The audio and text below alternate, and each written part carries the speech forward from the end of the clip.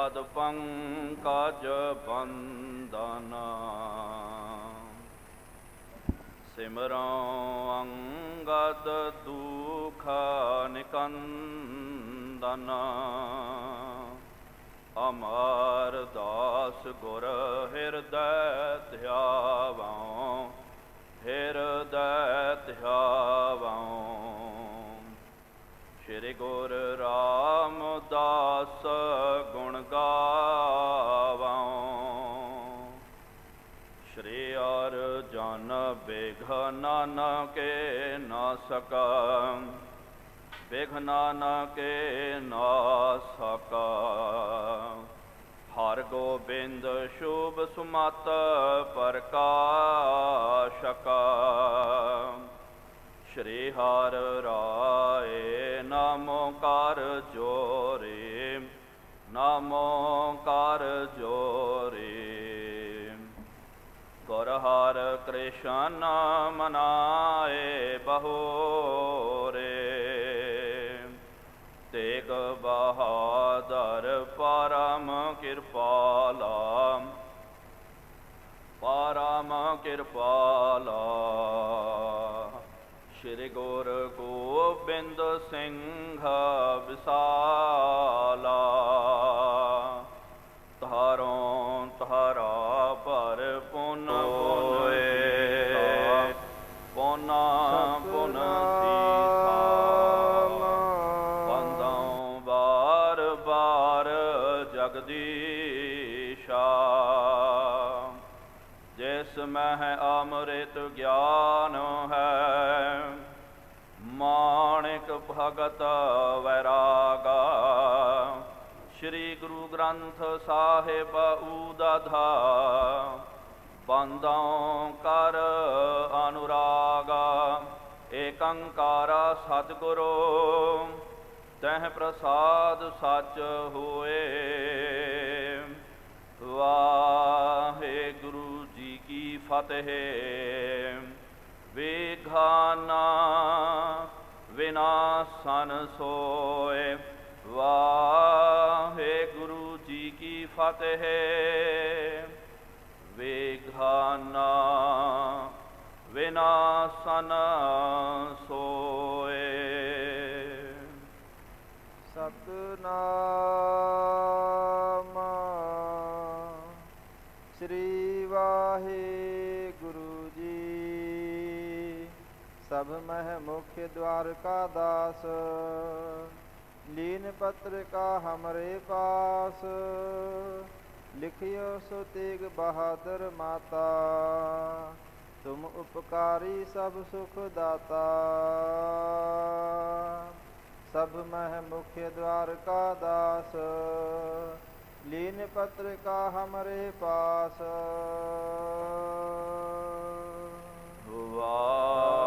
वाहेगुरु जी का खालसा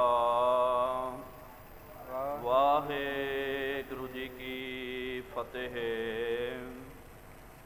पतित पावन भगत वत्सल करुणा निधान जुगा हो जुग अटल। जबर शतर तख्त दे मालिक हालत पलट के रक्षक वालिए दो जहान। शब्दा अवतार शब्द गुरु धन धन साहिब श्री गुरु ग्रंथ साहिब जीओ महाराज। जिन्हां सतगुरु सच्चे पातशाह जी महाराज जी आंदी पावन पवित्र हजूरी अंदर साहिबां दे पावन अस्थान तखत सचखंड श्री हजूर श्री अबचल नगर साहिब जी विखे जुड़ बैठी गुरु प्यारी गुरु सवारी साध संगत जीओ। तख्त साहिब जी की नित मर्यादा नितनेम अनुसार संध्या दे दीवान सज रहे हैं। सजे होए पावन दीवाना दे विच गुर इतिहास दियां कथा विचारां सरवण करन दे लई आप संगतां हाजरियां भर रहे हो। वडभागे हो आप जिन्हां नूं सतगुरु सच्चे पातशाह जी महाराज जी आंदी पावन ਸਤ ਸੰਗਤ ਕਰਨ ਦਾ ਸੁਭਾਗ ਅਵਸਰ ਪ੍ਰਾਪਤ ਹੋ ਰਿਹਾ ਹੈ। ਆਪ ਜੀਆਂ ਨੇ ਪਿਛਲੇ ਦੀਵਾਨਾਂ ਦੇ ਵਿੱਚ ਜੋ ਗੁਰੂ ਸਾਹਿਬ ਜੀ ਦਾ ਪਾਵਨ ਇਤਿਹਾਸ ਸਰਵਣ ਕਰਨਾ ਕੀਤਾ ਸੀ, ਸਤਿਗੁਰੂ ਸੱਚੇ ਪਾਤਸ਼ਾਹ ਧੰਨ ਸਾਹਿਬ ਸ੍ਰੀ ਗੁਰੂ ਤੇਗ ਬਹਾਦਰ ਜੀ ਮਹਾਰਾਜ ਬਾਬਾ ਬਕਾਲਾ ਸਾਹਿਬ ਜੀ ਦੀ ਪਾਵਨ ਧਰਤੀ ਤੇ ਸਤਿਗੁਰੂ ਮਹਾਰਾਜ ਜੀ ਵਿਰਾਜਮਾਨ ਹਨ। ਸਤਿਗੁਰੂ ਮਹਾਰਾਜ ਜੀ ਆਪਣੇ ਆਪ ਨੂੰ ਪ੍ਰਗਟ ਨਹੀਂ ਕਰ ਰਹੇ ਹਨ। ਉਹ ਤੋਂ ਬਾਅਦ ਤੌਰ ਤੇ ਸਤਿਗੁਰੂ ਮਹਾਰਾਜ ਜੀ ਵਰਤਿਆ ਕਰਦੇ, ਕਿਉਂਕਿ ਵੇਖਣਾ ਕੀਤਾ ਕਿ ਜਦੋਂ ਧੰਨ ਗੁਰੂ ਹਰਕ੍ਰਿਸ਼ਨ ਸਾਹਿਬ ਜੀ ਮਹਾਰਾਜ ਜੀ ਨੇ ਕਿਹਾ ਸੀ, ਬਾਬਾ ਵਸਹਿ ਵਿੱਚ ਗ੍ਰਾਮ ਬਕਾਲੇ ਬਨ ਗੁਰ ਸੰਗਤ ਸਭ ਕਰ ਸੰਭਾਲੈ ਕਰਕੇ, ਤੇ ਉਸ ਵੇਲੇ ਬਹੁਤ ਸਾਰੇ ਦੰਭੀ ਪਖੰਡੀ ਜਿਹੜੇ ਹਨ ਸੋਢੀ ਬੰਸ ਦੇ ਜਿਹੜੇ, ਤੇ ਉਹਨਾਂ ਨੇ ਆ ਕਰਕੇ ਮੰਜੀਆਂ ਡਾਉਣੀਆਂ ਕੀਤੀਆਂ। ਤਕਰੀਬਨ 22 ਮੰਜੀਦਾਰ ਉੱਥੇ ਸਥਾਪਿਤ ਹੋ ਗਏ। ਕੋਈ ਕਹਿੰਦਾ ਜੀ ਇਹ ਅਸਲੀ ਗੁਰੂ ਹੈ, ਕੋਈ ਕਹਿੰਦਾ ਜੀ ਉਹ ਅਸਲੀ ਗੁਰੂ ਹੈ। ਸਭ ਤੋਂ ਵੱਡੀ ਦਾਅਵੇਦਾਰੀ ਜਿਹੜੀ ਹੈ ਉਹ ਜਿਹੜਾ ਹੈ ਧੀਰਮਲ ਨੇ ਕਰਨੀ ਕੀਤੀ ਹੈ। ਸਤਿਗੁਰੂ ਮਹਾਰਾਜ ਨੇ ਵਿਚਾਰ ਕੀਤੀ ਕਿ ਭਾਈ ਕਿ ਇਸ ਤਰ੍ਹਾਂ ਇਹ ਜਿਹੜੇ ਮੂਰਖ ਲੋਕ ਨਾ ਸਮਝ ਹਨ, ਜੇ ਆਪਾਂ ਵੀ ਇਹ ਕਰਦੇ ਹਾਂ ਤੇ ਫਿਰ ਗੱਲ ਗਲਤ ਹੋ ਜਾਵੇਗੀ, ਫਿਰ ਔਰ ਜ਼ਿਆਦਾ ਸ਼ਰੀਕਾ ਵੱਧ ਜਾਵੇਗਾ। ਇਸ ਕਰਕੇ ਸਤਿਗੁਰੂ ਸੱਚੇ ਪਾਤਸ਼ਾਹ ਜੀ ਮਹਾਰਾਜ ਗੁਪਤ ਤੌਰ 'ਤੇ ਰੱਬ ਦੇ ਭਾਣੇ ਦੇ ਵਿੱਚ ਸਤਿਗੁਰੂ ਮਹਾਰਾਜ ਜੀ ਉਸ ਤਰ੍ਹਾਂ ਹੀ ਵਰਤਿਆ ਕਰਦੇ। ਜ਼ਿਆਦਾ ਕਰਕੇ ਸਤਿਗੁਰੂ ਮਹਾਰਾਜ ਆਪਣੇ ਨਿਵਾਸ ਅਸਥਾਨ ਦੇ ਵਿੱਚ ਹੀ ਰਿਹਾ ਕਰਦੇ ਹਨ। ਕਦੇ ਮੌਜਾਂ ਦੇ ਮਾਲਕ ਮੌਜ ਦੇ ਵਿੱਚ ਆਏ ਤੇ ਘੋੜੇ 'ਤੇ ਚੜ੍ਹ ਕਰਕੇ ਸੈਰ ਕਰਕੇ ਆਉਂਦੇ ਹਨ ਜੰਗਲ ਦੇ ਵਿੱਚ। ਪ੍ਰਕਿਰਤੀ ਦਾ ਜਾ ਕਰਕੇ ਪਾਤਸ਼ਾਹ ਜੀ ਆਨੰਦ ਮਾਣਿਆ ਕਰਦੇ ਸਨ। ਕਿਹਦੇ ਨਾਲ ਕੋਈ ਬਚਨ ਵਿਲਾਸ ਨਹੀਂ ਕਰਨਾ। ਤੇ ਮਾਤਾ ਨਾਨਕੀ ਜੀ ਨੂੰ ਪਤਾ ਕਿ ਭਾਈ ਇਹ ਅਸਲੀ ਗੁਰੂ ਹਨ, ਤੇ ਮਾਤਾ ਜੀ ਨੇ ਕਈ ਵਾਰੀ ਬੇਨਤੀ ਕੀਤੀ ਕਿ ਇਹ ਸਤਿਗੁਰੂ ਜੀਓ ਤੁਸੀਂ ਆਪਣੇ ਆਪ ਨੂੰ ਕਿਉਂ ਪ੍ਰਗਟ ਨਹੀਂ ਕਰ ਰਹੇ ਹੋ। ਦੇਖੋ ਕਿ ਜਦੋਂ ਸੂਰਜ ਪ੍ਰਗਟ ਨਹੀਂ ਹੁੰਦਾ ਹਨੇਰਾ ਹੀ ਹਨੇਰਾ ਹੋ ਜਾਂਦਾ, ਤੇ ਜਦੋਂ ਹਨੇਰਾ ਜਿਹੜਾ ਹੋ ਗਿਆ ਤੇ ਉਹਦੇ ਵਿੱਚ ਕਿਹਨੂੰ ਕੁਛ ਵੀ ਨਹੀਂ ਸੁੱਝਦਾ ਹੈ। ਹਨੇਰੇ ਦੇ ਵਿੱਚ ਆਪਣਾ ਹੀ ਕਮਰਾ ਹੋਵੇ, ਆਪਣਾ ਹੀ ਘਰ ਹੋਵੇ, ਉਹਦੇ ਵਿੱਚ ਵੀ ਬੰਦੇ ਨੂੰ ਕੁਛ ਪਤਾ ਨਹੀਂ ਲੱਗਦਾ। ਆਪਾਂ ਹੀ ਹਨੇਰੇ ਦੇ ਵਿੱਚ ਕੋਈ ਚੀਜ਼ ਰੱਖੀ ਹੋਈ ਹੋਵੇ, ਉਹਨੂੰ ਪ੍ਰਾਪਤ ਕਰਨਾ ਤੇ ਬੜਾ ਔਖਾ ਹੋ ਜਾਂਦਾ ਹੈ। ਇਸ ਕਰਕੇ ਸਾਰੀ ਸੰਗਤ ਜਿਹੜੀ ਹੈ ਭੰਬਲ ਭੂਸਿਆਂ ਦੇ ਵਿੱਚ ਪਈ ਹੋਈ ਹੈ। ਅਸਲੀ ਗੁਰੂ ਕਿਹੜਾ ਹੈ ਉਹਨਾਂ ਨੂੰ ਪਤਾ ਨਹੀਂ ਚੱਲ ਰਿਹਾ, ਅਸਲੀ ਗੁਰੂ ਲੱਭ ਨਹੀਂ ਰਿਹਾ। ਇਸ ਕਰਕੇ ਆਪ ਜੀ ਪ੍ਰਗਟ ਹੋਣਾ ਕਰੋ। ਸਤਿਗੁਰੂ ਮਹਾਰਾਜ ਜੀ ਨੇ ਕਿਹਾ, ਮਾਤ ਜੀ ਜੇ ਅਸੀਂ ਆਪ ਪ੍ਰਗਟ ਹੁੰਦੇ ਹਾਂ ਤੇ ਫਿਰ ਗੱਲ ਗਲਤ ਹੋ ਜਾਵੇਗੀ, ਕਿਉਂਕਿ ਮਹਾਂਪੁਰਖਾਂ ਦਾ ਸਤਿਪੁਰਖਾਂ ਦਾ ਇਹ ਸੁਭਾਵ ਹੁੰਦਾ। ਉਹ ਸਾਧ ਸੰਗਤ ਜੀ ਯਾਦ ਰੱਖੋ, ਉਹ ਆਪਣੀ ਵਡਿਆਈ ਨਹੀਂ ਕਰਦੇ ਹਨ, ਉਹ ਤਾਂ ਗੁਪਤ ਤੌਰ 'ਤੇ ਰਹਿੰਦੇ ਹਨ। ਆਪਣੇ ਆਪ ਨੂੰ ਲੁਕਾ ਛੁਪਾ ਕਰਕੇ ਹੀ ਰੱਖਣਾ ਉਹ ਪਸੰਦ ਕਰਦੇ। ਉਂਝ ਆਪਾਂ ਵੇਖਦੇ ਹਾਂ ਜਿਹੜੇ ਦੰਭੀ ਪਖੰਡੀ ਹੁੰਦੇ ਹਨ ਉਹ ਕਰਦੇ ਕੁਛ ਨਹੀਂ, ਆਪਣਾ ਪ੍ਰਗਟਾਵਾ ਬਹੁਤ ਜ਼ਿਆਦਾ ਕਰਦੇ, ਆਪਣਾ ਐਡਵਰਟਾਈਜ਼ ਬਹੁਤ ਜ਼ਿਆਦਾ ਕਰਦੇ। ਕਰਮ ਉਹਨਾਂ ਦੇ ਕੁਛ ਵੀ ਨਹੀਂ ਹੁੰਦੇ। ਲੇਕਿਨ ਜਿਹੜੇ ਕਰਮ ਕਰਨ ਵਾਲੇ, ਜਿਹੜੇ ਮਾਰ ਕੇ ਮਾਰਨ ਵਾਲੇ, ਉਹ ਕਦੇ ਵੀ ਆਪਣੇ ਆਪ ਨੂੰ ਪ੍ਰਗਟ ਨਹੀਂ ਕਰਿਆ ਕਰਦੇ ਹਨ। ਮਹਾਰਾਜ ਨੇ ਕਿਹਾ ਜੋ ਵਾਹਿਗੁਰੂ ਜੀ ਦਾ ਭਾਣਾ ਵਰਤ ਰਿਹਾ ਉਹਦੇ ਭਾਣੇ ਦੇ ਵਿੱਚ ਆਪਾਂ ਵਰਤੀਏ, ਅਸੀਂ ਆਪਣੇ ਆਪ ਨੂੰ ਪ੍ਰਗਟ ਨਹੀਂ ਕਰਨਾ। ਮਾਤਾ ਜੀ ਬਹੁਤ ਜ਼ਿਆਦਾ ਚਿੰਤਾਤੁਰ ਹਨ ਤੇ ਸਤਿਗੁਰੂ ਮਹਾਰਾਜ ਜੀ ਨੂੰ ਪ੍ਰਗਟ ਕਰਨ ਦੇ ਲਈ ਉਹਨਾਂ ਨੇ ਵਿਚਾਰ ਕੀਤੀ ਕਿ ਭਾਈ ਹੁਣ ਇੱਕ ਜਿਹੜਾ ਸਿੱਖ ਜਿਹੜਾ ਹੈ ਉਹਨੂੰ ਗੋਇੰਦਵਾਲ ਸਾਹਿਬ ਭੇਜਣਾ ਚਾਹੀਦਾ। ਗੋਇੰਦਵਾਲ ਸਾਹਿਬ ਜੀ ਦੇ ਵਿੱਚ ਜੋ ਭਲਿਆਂ ਦੇ ਵਿੱਚੋਂ ਜਿਹੜੇ ਮਹਾਂਪੁਰਖ ਸਨ ਮੌਜੂਦਾ, ਉਹਨਾਂ ਨੂੰ ਆਪਾਂ ਬੇਨਤੀ ਕਰੀਏ ਤੇ ਉਹ ਜਿਹੜੇ ਹਨ ਉਹਨਾਂ ਨੇ ਆ ਕਰਕੇ ਜੇ ਇਹਨਾਂ ਨੂੰ ਪ੍ਰਗਟ ਕੀਤਾ ਤੇ ਨਾਲ ਉਹ ਵੱਡੇ ਹਨ, ਮਹਾਂਪੁਰਖ ਹਨ, ਉਹਨਾਂ ਦਾ ਵਚਨ ਇਹਨਾਂ ਨੇ ਟਾਲਣਾ ਨਹੀਂ ਹੈ। ਇਸ ਕਰਕੇ ਮਾਤਾ ਜੀ ਨੇ ਪੱਤਰ ਲਿਖ ਕਰਕੇ ਗੋਇੰਦਵਾਲ ਸਾਹਿਬ ਜੀ ਦੇ ਵੱਲ ਸਿੱਖ ਨੂੰ ਰਵਾਨਾ ਕਰਨਾ ਕੀਤਾ। ਉਹ ਸਿੱਖ ਉੱਥੇ ਪਹੁੰਚ ਗਿਆ। ਪਹੁੰਚ ਕਰਕੇ ਉਹਨੇ ਜਿਹੜੇ ਉਸ ਵੇਲੇ ਉੱਥੇ ਮੁਖੀ ਸਨ ਭਾਈ ਗੜੀਆ ਜੀ ਆਦਿਕ ਔਰ ਜਿਹੜੇ ਗੁਰਮੁਖ ਪਿਆਰੇ, ਤੇ ਉਹਨਾਂ ਨੂੰ ਜਾ ਕਰਕੇ ਉਹਨੇ ਬੇਨਤੀ ਕੀਤੀ। ਇਹ ਜੋ ਸਾਧ ਸੰਗਤ ਜੀ ਪਿਛਲੇ ਦੀਵਾਨ ਦੇ ਵਿੱਚ ਆਪ ਜੀਆਂ ਨੇ ਗੁਰੂ ਸਾਹਿਬ ਜੀ ਦਾ ਪਾਵਨ ਇਤਿਹਾਸ ਸਰਵਣ ਕਰਨਾ ਕੀਤਾ। ਅੱਜ ਜਿਹੜਾ ਸਾਧ ਸੰਗਤ ਜੀ ਜੋ ਪਾਵਨ ਦਿਹਾੜਾ ਜਿਹੜਾ ਹੈ, ਜੋ ਆਪਾਂ ਬਹੁਤ ਸ਼ਰਧਾ ਭਾਵਨਾ ਦੇ ਨਾਲ ਬਹੁਤ ਆਨੰਦ ਖੇੜਿਆਂ ਦੇ ਵਿੱਚ ਆਪਾਂ ਮਨਾ ਰਹੇ ਹਾਂ। ਧੰਨ ਸਾਹਿਬ श्री गुरु रामदास जी महाराज जी का प्रकाश दिहाड़ा, प्रगट दिहाड़ा आपां सतगुरु महाराज जी का अज मना रहे हाँ।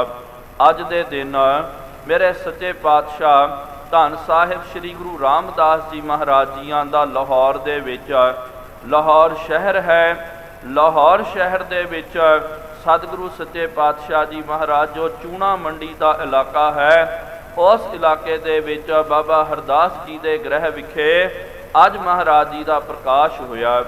जिस तरह के गुरु नानक देव जी महाराज जी ने वचन किया सी, गुरु नानक देव जी महाराज जदों लाहौर गए, लाहौर बहुत बड़ा शहर सी ते बड़ा पुरातन भी शहर है। कहा जाता कि रामचंद्र जी का लड़का जो है लहू जो होया, लहू ने इनू वसाउणा कीता, ਉਹਦੇ ਵਸਾਉਣ करके ਇਹਨੂੰ लवपुरी बोलते सन। पहला शुरुआती असल दे विच संस्कृत का ਇਹਦਾ नाम सी लवपुरी करके, लव ने वसाउणा कीता। उस तो बाद जदों इस्लामी शासक आ गए, उन्होंने ਇਹਦਾ नाम लाहौर कर दिता।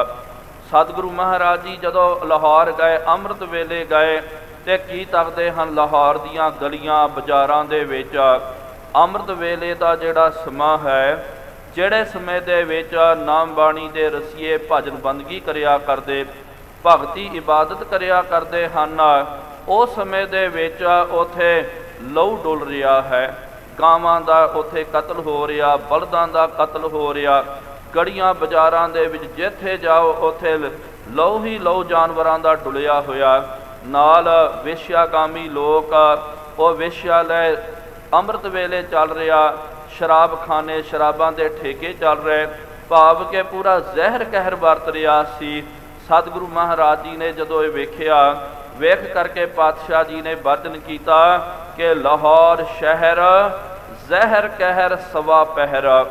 ये पातशाह जी ने जो वचन किया, उस तो बाद तीजे पातशाह जी महाराज जी दे वेले लाहौर दियाँ संगतां सतगुरु महाराज जी दे चरनां दे विच आईयां ते उन्होंने बेनती की कि पातशाह जीओ, जो गुरु नानक देव जी महाराज जी ने वचन किया, वचन अज भी हो रहा।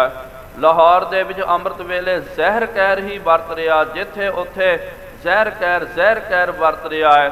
सो सतगुरु महाराज जी ने फिर वचन किया कि लाहौर शहर अमृतसर सिफती का घर। इहदे विद्वानां ने कई अर्थ करने कीते। एक इहदा यह भी अर्थ महापुरख करते हैं कि भाई ਜਿਹੜਾ लाहौर दे विच जहर कहर वरत रहा, उस लाहौर दे विच सच्चे पातशाह धन साहिब श्री गुरु रामदास जी महाराज जी का प्रकाश होया। इस करके उत्थे अमृत का सर बन गया। अमृतसर सिफती का करो, सिफती का घर बन जाएगा। नाल इहदा यह भी अर्थ है कि अमृतसर शुरुआती दौर ते कोई नगर नहीं सी, कोई जिला नहीं सी। चलो अज पंजाब के महानगरां दे विच, हिंदुस्तान के महानगरां दे विच अमृतसर साहिब जी का नाम दर्ज है। जदों महाराज जी ने यह नगर की रचना करनी की ते यह नगर जिहड़ा लाहौर परगणे दे विच जिले दे विच वजदा सी अमृतसर। महाराज जी ने वचन किया कि धन गुरु रामदास जी महाराज जी ने उस लाहौर के परगणे दे विच अमृतसर साहिब की रचना करनी, अमृतसर सिफती का घर होवेगा। सतगुरु महाराज जदों बाल अवस्था दे विच सन, उस वेले माता पिता जी का साया उन्होंने सिर तो उठ गया। माता पिता का जदों साया उठ गया, लोगों ने तरह तरह के लाछण लाने शुरू कर दिते। कईयां ने कहा कि भाई ये बच्चा जिहड़ा मनमहूस है, यह बच्चा दलिद्र है, इन्हें जमदे साथ ही पहले अपनी माँ नूं, बाद विच अपने बाप नूं यह खा गया। तरह तरह के लोग तरह तरह दियाँ उन्होंने गल्लां करनियां कीतियां। जदों माता पिता जी का साया उठ गया, उत्थे सोडी परिवार बहुत ज़्यादा रिहा करते सन। सारे सोडी परिवार के जिहड़े मैंबर सी ते उस वेले सतगुरु महाराज जी के कोल उन्हां दे नानी जी जो हैं वो गए हुए ते उन्होंने गुरु रामदास जी महाराज जदों उन्होंने शरीर की आरबला 8-9 सालों की सी, उन्होंने लै करके वड वडेरे जिहड़े सोडी सन उन्हां दे कोल गए। उन्होंने बेनती की कि भाई ये तुहाडे कुल का बच्चा है, ये हरदास जी का तुहाडे भरा का तुहाडे फलाने रिश्तेदार का बच्चा है, ਤੁਹਾਡੇ ਖਾਨਦਾਨ ਦਾ ਇਹ ਬੱਚਾ ਹੈ ਤੇ ਤੁਸੀਂ ਇਸ ਬੱਚੇ ਨੂੰ ਰੱਖ ਲਿਓ, ਇਹਦੀ ਪਰਵਰਿਸ਼ ਕਰਨਾ ਕਰੋ। ਸਾਧ ਸੰਗਤ ਜੀ ਸੱਚ ਜਾਣੋ ਤੇ ਉਹਨਾਂ ਲੋਕਾਂ ਨੇ, ਰਿਸ਼ਤੇਦਾਰਾਂ ਨੇ, ਸਾਰਿਆਂ ਨੇ ਬੂਹੇ ਬੰਦ ਕਰ ਦਿੱਤੇ। ਤਰ੍ਹਾਂ ਤਰ੍ਹਾਂ ਦਾ ਉਲਾਮਾ ਦਿੱਤਾ ਗਿਆ ਕਿ ਇਹ ਬੱਚਾ ਯਤੀਮ ਹੋ ਗਿਆ। ਕਈਆਂ ਨੇ ਇੱਥੋਂ ਤੱਕ ਕਿਹਾ ਜਿਹਨੂੰ ਆਪਣੀ ਜ਼ਬਾਨ ਇਹ ਇਜਾਜ਼ਤ ਨਹੀਂ ਦਿੰਦੇ ਕਿ ਉਹ ਬਚਨ ਆਪਾਂ ਕਰੀਏ ਕਰਕੇ, ਉਹਨਾਂ ਲੋਕਾਂ ਨੇ ਕਿਹਾ ਕਿ ਇਹ ਯਤੀਮ ਹੈ, ਇਹ ਮਨਹੂਸ ਹੈ, ਇਹਨੇ ਆਪਣੇ ਮਾਂ-ਬਾਪ ਨੂੰ ਖਾ ਜਾਣਾ ਕੀਤਾ, ਅਸੀਂ ਰੱਖਾਂਗੇ। ਸਾਡੇ ਬੱਚਿਆਂ ਦੇ ਉੱਤੇ ਜੇ ਇਹਦਾ ਸਾਇਆ ਪੈ ਗਿਆ, ਸਾਡੇ ਘਰ ਪਰਿਵਾਰ ਦੇ ਵਿੱਚ ਰਾਮਦਾਸ ਦਾ ਜੇ ਸਾਇਆ ਪੈ ਗਿਆ, ਇਹਦੇ ਨਾਲ ਦਲਿੱਦਰਤਾ ਸਾਡੇ ਘਰ ਦੇ ਵਿੱਚ ਵੀ ਆ ਜਾਵੇਗੀ। ਸਤਿਗੁਰੂ ਮਹਾਰਾਜ ਨੂੰ ਕਿਨੇ ਵੀ ਥਾਂ ਨਹੀਂ ਦਿੱਤੀ। ਫਿਰ ਸਤਿਗੁਰੂ ਮਹਾਰਾਜ ਨੂੰ ਲੈ ਕਰਕੇ ਨਾਨੀ ਜੀ ਜੋ ਹਨ ਤੇ ਉਹ ਧੰਨ ਗੁਰੂ ਅਮਰਦਾਸ ਜੀ ਮਹਾਰਾਜ ਜੀ ਦੇ ਕੋਲ ਲੈ ਕਰਕੇ ਆ ਗਏ ਤੇ ਇੱਥੇ ਰਹਿ ਕਰਕੇ ਪਾਤਸ਼ਾਹ ਜੀ ਨੇ ਬੇਅੰਤ ਸੇਵਾਵਾਂ ਕਰਨੀਆਂ ਕੀਤੀਆਂ। ਬੇਅੰਤ ਸੇਵਾਵਾਂ ਜਦੋਂ ਕੀਤੀਆਂ ਤੇ ਮਹਾਰਾਜ ਜੀ ਨੇ ਆਪ ਬਚਨ ਕਰਨਾ ਕੀਤਾ ਕਿ हे सतगुरु सच्चे पातशाह जी महाराज, तुमरे गुण क्या कहा मेरे सतगुरा, जब गुर बोला है तब बिस्म हो जाए। हम जैसे अपराधी अवर कोई राख है, जैसे हम सतगुर राख लिए छुड़ाए। मेरे वर्गे अपराधी नूं महाराज मेरे परिवार वालियां ने भी धक्के मार दिते, परिवार वालियां ने भी उन्होंने बाहर कढ़ दिता, बूहे बंद कर दिते। लेकिन महाराज आप जी ने अवगुणा का त्याग करवा करके मैनू अपने चरणों के विच आप जी ने मेल लैना किया। फिर क्या तू गुर पिता, तू है गुर माता, तू गुर बंधप मेरा सखा सहाय। कि सतगुरु महाराज मैं अपनी माँ का प्यार नहीं मानना किया। जदों थोड़ा को वड्डा होया बाप का साया भी सिर तो उठ गया, मैंने बाप का भी छाया छत्र छाया नहीं माननी की। कोई मित्र नहीं है, कोई रिश्तेदार नहीं हैं, लेकिन सच जानो सतगुरु महाराज आप जी दे वल्लों ही, आप जी दे विचों ही मैनू अपने माँ का भी प्यार प्राप्त होया, मेरे पिता का भी प्यार, पिता का साया भी आप जी ने दिता। ते तुसी मेरे बंधप हो, मेरे भरा हो, रिश्तेदार हो, सौरे हो, गुरु हो, सब कुछ तुसी हो। संसार के सारे रिश्ते महाराज मैं आप जी के चरणों के नाल जोड़ दिते। तू गुर बंधप मेरा सखा साय, जो हमरी बिद होती मेरे सतगुरा। साबित तुम हर जान हो आपे, हम रुलते फिरते कोई बात ना पूछता। गुर सतगुर संग कीरे हम थापे, धन धन गुर नानक जन केरा। चित मिलिया चूकै सब सोग संतापे। महाराज आप जी धन हो, धन हो, तुहानू मिल करके सारे सोग संताप मेरे जो हैं वो खत्म हो गए हैं। ते महाराज जी ने फिर परख भी करनी की है।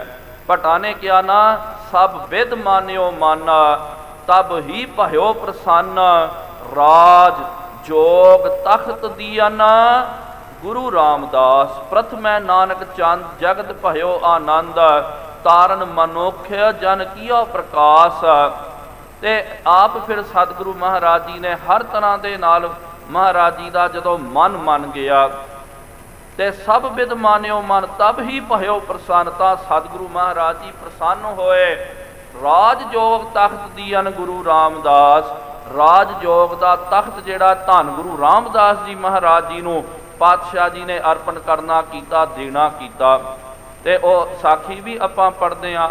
जदों महाराज जी ने परख करनी की सी, बौड़ी साहब की कार सेवा चल रही है ते सतगुरु महाराज जी दे दो जिहड़े जामाई हन, जामाता हन, बीबी दानी जी दे जो घरों जो सन उन्हां दा नाम सी बाबा रामा जी। ये भी साध संगत जी इहदे विच कोई शक नहीं है, इन्हां ने भी गुरु घर दे विच बहुत ज़्यादा सेवा करनी की, अणथक घाल कमाई करनी की है। बेशक ये गल वखरी है क्योंकि आपां वेखदे ना कि क्लास दे विच हर कोई बच्चा जिहड़ा फस्ट नहीं आउंदा ते कोई फस्ट आउंदा, कोई सैकंड आउंदा, कोई थर्ड आउंदा। जिहड़ा फेल हो जावे वो जिहड़ा पिछे रह जांदा, लेकिन जिहड़ा भी पास हो जांदा वो अगे चल जांदा। इहदा आपां ये मतलब नहीं कर सकते हाँ कि भाई जिहदा एक नंबर आ गया वही ठीक है, बाकी सारे जिहड़े गलत हन। नहीं प्यारिओ, उन्हां दी घाल कमाई नूं आपां दरकिनार नहीं कर सकते हाँ। ਬਾਬਾ ਰਾਮਾ ਜੀ ਉਹਨਾਂ ਨੇ ਵੀ ਬਹੁਤ ਜ਼ਿਆਦੀ ਗੁਰੂ ਘਰ ਦੇ ਵਿੱਚ ਨਿਰਮਾਣਤਾ ਦੇ ਨਾਲ ਸੇਵਾ ਕਰਨੀ ਕੀਤੀ। ਇਹ ਗੱਲ ਵੱਖਰੀ ਹੈ ਕਿ ਅਖੀਰ ਨੂੰ ਬਾਜੀ ਧੰਨ ਗੁਰੂ ਰਾਮਦਾਸ ਜੀ ਮਹਾਰਾਜ ਜੀ ਜਿੱਤ ਗਏ। ਬੌਲੀ ਸਾਹਿਬ ਜਦੋਂ ਆਪਾਂ ਅੱਜ ਵੀ ਦਰਸ਼ਨ ਕਰਦੇ ਹਾਂ, ਸਤਿਗੁਰੂ ਮਹਾਰਾਜ ਜੀ ਨੇ ਕਿਹਾ ਬਾਬਾ ਰਾਮਾ ਜੀ ਨੂੰ ਕਿ ਤੁਸੀਂ ਇਸ ਪਾਸੇ ਥੜਾ ਬਣਾਓ। ਧੰਨ ਗੁਰੂ ਰਾਮਦਾਸ ਜੀ ਮਹਾਰਾਜ ਜੀ ਨੂੰ ਕਿਹਾ ਕਿ ਪੁਰਖਾ ਤੁਸੀਂ ਇਸ ਪਾਸੇ ਥੜਾ ਬਣਾਉਣਾ ਕਰੋ। ਦੋਵਾਂ ਦੀਆਂ ਡਿਊਟੀਆਂ, ਦੋਵਾਂ ਦੀਆਂ ਸੇਵਾਵਾਂ ਸਤਿਗੁਰੂ ਮਹਾਰਾਜ ਜੀ ਨੇ ਲਾ ਦਿੱਤੀਆਂ। ਲਾਉਣ ਤੋਂ ਬਾਅਦ ਮਹਾਰਾਜ ਜੀ ਨੇ ਕਿਹਾ ਇਸ ਤਰ੍ਹਾਂ ਥੜਾ ਬਣਾਉਣਾ।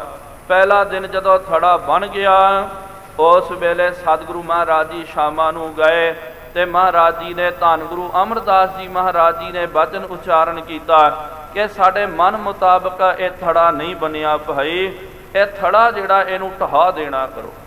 ਪਹਿਲਾ ਦਿਨ ਸੀ ਤੇ ਗੁਰੂ ਰਾਮਦਾਸ ਜੀ ਮਹਾਰਾਜ ਨੇ ਵੀ ਬੜੇ ਪ੍ਰੇਮ ਦੇ ਨਾਲ ਥੜਾ ਢਹਾ ਦਿੱਤਾ।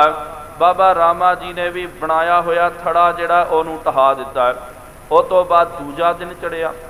ਦੂਜਾ ਦਿਨ ਵੀ ਜਦੋਂ ਮਹਾਰਾਜ ਜੀ ਨੇ ਕਿਹਾ ਥੜਾ ਬਣਾਓ, ਸ਼ਾਮਾਂ ਨੂੰ ਗਏ, ਮਹਾਰਾਜ ਨੇ ਕਿਹਾ ਸਾਡੇ ਮਨ ਮੁਤਾਬਕ ਥੜਾ ਨਹੀਂ ਬਣਿਆ ਭਾਈ, ਇਹਨੂੰ ਢਹਾ ਦਿਓ। ਅੱਜ ਦੂਜੀ ਵਾਰੀ ਬਾਬਾ ਰਾਮਾ ਜੀ ਥੋੜੀ ਮਨ ਦੇ ਵਿੱਚ ਕਸਕ ਸੀ, ਭਰੇ ਮਨ ਦੇ ਨਾਲ ਉਹਨਾਂ ਨੇ ਢਾਉਣਾ ਕੀਤਾ। ਤੀਜਾ ਦਿਨ ਵੀ ਚੜਿਆ, ਤੀਜੇ ਦਿਨ ਵੀ ਕਿਹਾ ਥੜਾ ਬਣਾਓ। ਤੀਜੇ ਦਿਨ ਮਹਾਰਾਜ ਜੀ ਨੇ ਕਿਹਾ ਥੜਾ ਢਹਾ ਦਿਓ। ਉਸ ਵੇਲੇ ਸਾਧ ਸੰਗਤ ਜੀ ਤੇ ਬਾਬਾ ਰਾਮਾ ਜੀ ਨੇ ਕਹਿ ਦਿੱਤਾ, ਸਿੱਧਾ ਕਹਿ ਦਿੱਤਾ ਕਿ ਸਤਿਗੁਰੂ ਮਹਾਰਾਜ ਤੁਸੀਂ ਜਿਸ ਤਰ੍ਹਾਂ ਬੋਲਦੇ ਹੋ ਮੈਂ ਤਾਂ ਥੜਾ ਉਸ ਤਰ੍ਹਾਂ ਹੀ ਬਣਾਇਆ ਹੈ। ਮਹਾਰਾਜ ਆਪਨੇ ਕਿਹਾ ਸੀ ਕਿ ਇਸ ਤਰ੍ਹਾਂ ਥੜਾ ਬਣਾਉਣਾ, ਮੈਂ ਤਾਂ ਥੜਾ ਜਿਹੜਾ ਹੈ ਉਸ ਤਰ੍ਹਾਂ ਹੀ ਬਣਾਇਆ। ਗਲਤੀ ਮੇਰੀ ਨਹੀਂ ਹੈ, ਗਲਤੀ ਤੁਹਾਡੀ ਹੈ। ਉਮਰ ਦਾ ਤਕਾਜ਼ਾ ਹੋ ਗਿਆ, ਉਮਰ ਲੰਬੇਰੀ ਹੋਣ ਕਰਕੇ ਸਵੇਰੇ ਕੁਛ ਬੋਲਦੇ ਤੇ ਸ਼ਾਮ ਨੂੰ ਤੁਸੀਂ ਕੁਛ ਔਰ ਬੋਲਦੇ, ਤੁਸੀਂ ਭੁੱਲ ਜਾਂਦੇ। ਮੈਂ ਨਹੀਂ ਭੁੱਲਦਾ ਮਹਾਰਾਜ। ਗੱਲ ਸਾਧ ਸੰਗਤ ਜੀ ਇੱਥੇ ਖਰਾਬ ਹੋ ਗਈ। ਉਹਨਾਂ ਨੇ ਕਿਹਾ ਮਹਾਰਾਜ ਤੁਸੀਂ ਭੁੱਲਣਹਾਰ ਹੋ, ਸਵੇਰੇ ਕੁਛ ਬੋਲਦੇ ਸ਼ਾਮ ਨੂੰ ਭੁੱਲ ਜਾਂਦੇ, ਲੇਕਿਨ ਮੈਨੂੰ ਸਵੇਰ ਦਾ ਵੀ ਯਾਦ ਹੈ, ਉਸ ਮੁਤਾਬਕ ਮੈਂ ਥੜਾ ਬਣਾਇਆ ਤੇ ਸ਼ਾਮ ਨੂੰ ਤੁਸੀਂ ਔਰ ਕਹਿੰਦੇ ਕਿ ਇਸ ਤਰ੍ਹਾਂ ਮੈਂ ਨਹੀਂ ਕਿਹਾ। ਇਸ ਤਰ੍ਹਾਂ ਤੁਹਾਡੇ ਕਹੇ ਮੁਤਾਬਕ ਮੈਂ ਥੜਾ ਨਹੀਂ ਬਣਾ ਸਕਦਾ ਕਿਉਂਕਿ ਭੁੱਲਣਹਾਰ ਹੋ ਤੁਸੀਂ ਭੁੱਲ ਜਾਂਦੇ ਹੋ। ਉਸ ਵੇਲੇ ਰੁਕ ਗਏ। ਮਹਾਰਾਜ ਨੇ ਕਿਹਾ ਠੀਕ ਹੈ ਭਾਈ, ਅਸੀਂ ਭੁੱਲਣਹਾਰ ਹੈ, ਚਲੋ ਕੋਈ ਗੱਲ ਨਹੀਂ ਹੈ। ਦੂਜੇ ਪਾਸੇ ਰਾਮਦਾਸ ਜੀ ਮਹਾਰਾਜ ਜੀ ਦੇ ਕੋਲ ਗਏ, ਉਹਨਾਂ ਨੂੰ ਵੀ ਕਿਹਾ ਕਿ ਪੁਰਖਾ ਸਾਡੇ ਮਨ ਮੁਤਾਬਕ ਨਹੀਂ ਬਣਿਆ, ਢਹਾ ਦਿਓ। ਤੇ ਢਹਾ ਦਿੱਤਾ ਗਿਆ। ਤੀਜਾ ਦਿਨ ਹੋ ਗਿਆ, ਚੌਥਾ, ਪੰਜਵਾਂ, ਛੇਵਾਂ, ਸੱਤਵਾਂ ਦਿਨ ਜਦੋਂ ਚੜਿਆ, ਮਹਾਰਾਜ ਜੀ ਨੇ ਕਿਹਾ, ਖਿੱਚ ਕੇ ਕਿਹਾ ਕਿ ਜਿਸ ਤਰ੍ਹਾਂ ਅਸੀਂ ਬੋਲਦੇ ਹਾਂ ਤੁਸੀਂ ਉਸ ਤਰ੍ਹਾਂ ਕਿਉਂ ਨਹੀਂ ਬਣਾਉਂਦੇ ਹੋ, ਉਸ ਤਰ੍ਹਾਂ ਥੜਾ ਬਣਾਓ। ਅੱਜ ਸੱਤਵੇਂ ਦਿਨ ਸੱਤਵਾਂ ਥੜਾ ਬਣਾ ਕਰਕੇ ਧੰਨ ਗੁਰੂ ਰਾਮਦਾਸ ਜੀ ਮਹਾਰਾਜ ਅੱਖਾਂ ਉਹਨਾਂ ਦੀਆਂ ਭਿੱਜ ਗਈਆਂ, ਨਮ ਹੋ ਗਈਆਂ ਤੇ ਜਾ ਕਰਕੇ ਗੁਰੂ ਅਮਰਦਾਸ ਜੀ ਮਹਾਰਾਜ ਜੀ ਦੇ ਚਰਨ ਪਕੜਨੇ ਕੀਤੇ ਤੇ ਬਚਨ ਕੀਤਾ। ਸੱਚੇ ਪਾਤਸ਼ਾਹ ਜੀ ਮਹਾਰਾਜ ਬਾਹਰੀ ਤੌਰ ਤੇ ਤਾਂ ਉਹੀ ਬਚਨ ਸੀ ਕਿ ਮਹਾਰਾਜ ਆਪ ਜੀ ਦੇ ਕਹੇ ਮੁਤਾਬਕ ਮੈਂ ਥੜਾ ਨਹੀਂ ਬਣਾ ਸਕਦਾ ਹਾਂ। ਕਹਿ ਦਿੱਤਾ ਆਪ ਜੀ ਜੋ ਬੋਲਦੇ ਹੋ ਇਸ ਤਰ੍ਹਾਂ ਥੜਾ ਮੈਂ ਨਹੀਂ ਬਣਾ ਸਕਦਾ। ਬਾਬਾ ਰਾਮਾ ਜੀ ਨੇ ਵੀ ਇਹੀ ਬਚਨ ਕੀਤਾ। ਅੰਤਰ ਇਹ ਹੈ, ਉਹਨਾਂ ਨੇ ਕਿਹਾ ਦੋਸ਼ ਮਹਾਰਾਜ ਜੀ ਤੁਹਾਡਾ, ਤੁਸੀਂ ਭੁੱਲ ਜਾਂਦੇ ਹੋ, ਤੁਹਾਨੂੰ ਯਾਦ ਨਹੀਂ ਰਹਿੰਦਾ। ਤੇ ਗੁਰੂ ਰਾਮਦਾਸ ਜੀ ਮਹਾਰਾਜ ਜੀ ਨੇ ਕਿਹਾ ਸਤਿਗੁਰੂ ਮਹਾਰਾਜ ਦੋਸ਼ ਤੁਹਾਡਾ ਨਹੀਂ ਹੈ, ਦੋਸ਼ ਮੇਰਾ ਹੈ। ਦੱਦਾ ਦੋਸ਼ ਨਾ ਦੇਉ ਕਿਸੈ, ਦੋਸ਼ ਕਰਮਾਂ ਆਪਣਿਆ, ਮੇਰਾ ਦੋਸ਼ ਹੈ ਮਹਾਰਾਜ। ਤੁਸੀਂ ਦਿਨ ਦੇ ਵਿੱਚ ਜੋ ਬੋਲਦੇ ਹੋ ਮੈਨੂੰ ਚੇਤੇ ਨਹੀਂ ਰਹਿੰਦਾ, ਮੈਂ ਭੁੱਲ ਜਾਂਦਾ। ਤੁਹਾਡੇ ਆਸ਼ੇ ਮੁਤਾਬਕ ਮੈਂ ਨਹੀਂ ਬਣਾਉਂਦਾ। ਗਲਤੀ ਤੁਹਾਡੀ ਨਹੀਂ ਹੈ, ਗਲਤੀ ਮੇਰੀ ਹੈ। ਦੋਸ਼ ਤੁਹਾਡਾ ਨਹੀਂ ਹੈ, ਦੋਸ਼ ਮੇਰਾ ਹੈ। ਸਾਧ ਸੰਗਤ ਜੀ ਬਸ ਇੱਥੇ ਭਾਣਾ ਵਰਤ ਗਿਆ, ਇੱਥੇ ਕਮਾਲ ਹੋ ਗਈ। ਉਹਨਾਂ ਨੇ ਕਿਹਾ ਕਿ ਦੋਸ਼ ਤੁਹਾਡਾ ਨਹੀਂ ਮੇਰਾ ਹੈ। ਇਹੀ ਗੱਲ ਹੁੰਦੀ ਹੈ ਸਾਧ ਸੰਗਤ ਜੀ। ਆਮ ਸੰਸਾਰੀ ਆਪਾਂ ਜੋ ਵਿਅਕਤੀ ਹਾਂ, ਕੋਈ ਵੀ ਗੱਲ ਹੋ ਜਾਵੇ ਆਪਾਂ ਦੋਸ਼ ਤੁਰੰਤ ਦੂਜੇ ਦੇ ਉੱਤੇ ਅਰਪਣ ਕਰ ਦਿੰਦੇ ਹਾਂ। ਕਈ ਵਾਰੀ ਆਪਾਂ ਰੱਬ ਦੇ ਉੱਤੇ ਉਲਾਮਾ ਦੇ ਦਿੰਦੇ ਹਾਂ, ਰੱਬ ਦੇ ਉੱਤੇ ਦੋਸ਼ ਆਰੋਪਣ ਕਰ ਦਿੰਦੇ ਕਿ ਰੱਬਾ ਇਹ ਗਲਤੀ ਤੇਰੀ ਹੈ। ਲੇਕਿਨ ਮਹਾਂਪੁਰਖ ਸਤਿਪੁਰਖ ਜਿਹੜੇ ਹਨ ਉਹ ਕਿਹਦੇ ਉੱਤੇ ਦੋਸ਼ ਆਰੋਪਣ ਨਹੀਂ ਕਰਦੇ, ਉਹ ਕਹਿੰਦੇ ਜੀ ਦੋਸ਼ ਮੇਰਾ ਹੀ ਹੈ, ਗਲਤੀ ਮੇਰੀ ਹੀ ਹੈ। ਬਸ ਇਹ ਨਿਰਮਾਣਤਾ ਨਿਮਰਤਾ ਹੁੰਦੀ ਹੈ। ਸਤਿਗੁਰੂ ਮਹਾਰਾਜ ਨੇ ਕਿਹਾ ਕਿ ਰਾਮਦਾਸ ਜੀ ਅਸੀਂ ਪਰਖ ਕਰਨਾ ਚਾਹੁੰਦੇ ਹਾਂ ਕਿ ਜਿਸ ਥੜੇ ਦੇ ਉੱਤੇ ਗੁਰੂ ਨਾਨਕ ਦੇਵ ਜੀ ਮਹਾਰਾਜ ਜੀ ਦੀ ਜੋਤ ਵਿਰਾਜਮਾਨ ਹੋਵੇਗੀ ਉਹ ਥੜਾ ਮਜ਼ਬੂਤ ਹੈ ਕਿ ਨਹੀਂ ਹੈ। ਅੱਜ ਆਪ ਜੀ ਨੇ ਪ੍ਰਤੱਖ ਕਰ ਦਿੱਤਾ ਕਿ ਉਹ ਥੜਾ ਜਿਹੜਾ ਮਜ਼ਬੂਤ ਹੈ, ਜਿਸ ਥੜੇ ਦੇ ਉੱਤੇ ਅਸਾਂ ਨੇ ਆਪਣੀ ਚੋਟ ਟਿਕਾਉਣੀ ਹੈ। ਤੇ ਆਪ ਨੇ ਜੋ 7 ਥੜੇ ਬਣਾਏ, ਮਹਾਰਾਜ ਨੇ ਕਿਹਾ ਕਿ ਅਸੀਂ ਤੁਹਾਨੂੰ 7 ਵਾਰ ਦੇ ਰਹੇ ਹਾਂ, ਤੁਹਾਡੇ ਘਰ ਦੇ ਵਿੱਚ 7 ਪਾਤਸ਼ਾਹੀਆਂ ਹੋਣਗੀਆਂ, 7 ਥੜੇ ਹੋਣਗੇ ਗੁਰਤਾ ਗੱਦੀ ਦੇ, 7 ਥੜੇ ਤੁਹਾਡੇ ਪਰਿਵਾਰ ਦੇ ਵਿੱਚੋਂ, ਸੋਢੀ ਪਰਿਵਾਰ ਦੇ ਵਿੱਚੋਂ ਹੋਣਗੇ। ਤੇ ਇਹ ਜਿਹੜਾ ਸਤਿਗੁਰੂ ਮਹਾਰਾਜ ਜੀ ਨੇ ਵਰ ਦਿੱਤਾ, ਮਹਾਰਾਜ ਨੇ ਕਿਹਾ ਨਾ ਜਾਣ ਨਾ ਦੇਸਾਂ ਸੋਢੀਓ, ਹੋਰ ਅਸ ਅਜਰ ਨਾ ਜਰਿਆ ਜਾਵੇ, ਘਰ ਹੀ ਕੀ ਵਤ ਘਰੈ ਰਹਾਵੈ। ਕਿ ਭਾਈ ਇਹ ਹੁਣ ਵਡਿਆਈ ਸੋਢੀ ਪਰਿਵਾਰ ਦੇ ਵਿੱਚ ਹੀ ਰਵੇਗੀ, ਘਰ ਦੀ ਵਸਤੂ ਘਰ ਦੇ ਵਿੱਚ ਹੀ ਰਵੇਗੀ। ਜੇ ਗੁਰਮੁਖੋ ਆਪਾਂ ਗਿਣਤੀ ਕਰਦੇ ਹਾਂ, ਚੌਥੇ ਪਾਤਸ਼ਾਹ ਜੀ ਤੋਂ ਲੈ ਕਰਕੇ 10ਵੇਂ ਪਾਤਸ਼ਾਹ ਜੀ ਮਹਾਰਾਜ ਜੀ ਪ੍ਰਿਅੰਤ ਤੱਕ 7 ਪਾਤਸ਼ਾਹੀਆਂ ਹੋਈਆਂ। ਤੇ ਯਾਦ ਰੱਖੋ ਇਹ 7 ਪਾਤਸ਼ਾਹੀਆਂ ਸੋਢੀ ਪਰਿਵਾਰ ਦੇ ਵਿੱਚੋਂ ਸਨ। ਸੋਢੀ ਕੁਲ ਦੇ ਜਿਹੜੇ ਗੁਰੂ ਬਣਦੇ ਰਹੇ, ਸਤਿਗੁਰੂ ਮਹਾਰਾਜ ਜੀ ਨੇ ਬੇਅੰਤ ਕੌਂਤਕ ਕਰਨੇ ਕੀਤੇ। ਮਹਾਰਾਜ ਜੀ ਨੇ ਵਚਨ ਕੀਤਾ ਕਿ ਪੁਰਖਾ ਜਾਓ, ਇੱਥੇ ਗੋਇੰਦਵਾਲ ਸਾਹਿਬ ਨਹੀਂ ਰਹਿਣਾ, ਇੱਥੇ ਰਹੋਗੇ ਝਗੜਾ ਵਧੇਗਾ, ਸ਼ਰੀਕਾ ਵੱਧ ਜਾਵੇਗਾ। ਉੱਥੇ ਜਾਓ, ਉੱਥੇ ਜਾ ਕਰਕੇ ਤੁਸੀਂ ਪਾਵਨ ਅਸਥਾਨ ਦੀ ਸਰੋਵਰ ਦੀ ਰਚਨਾ ਕਰਨਾ ਕਰੋ।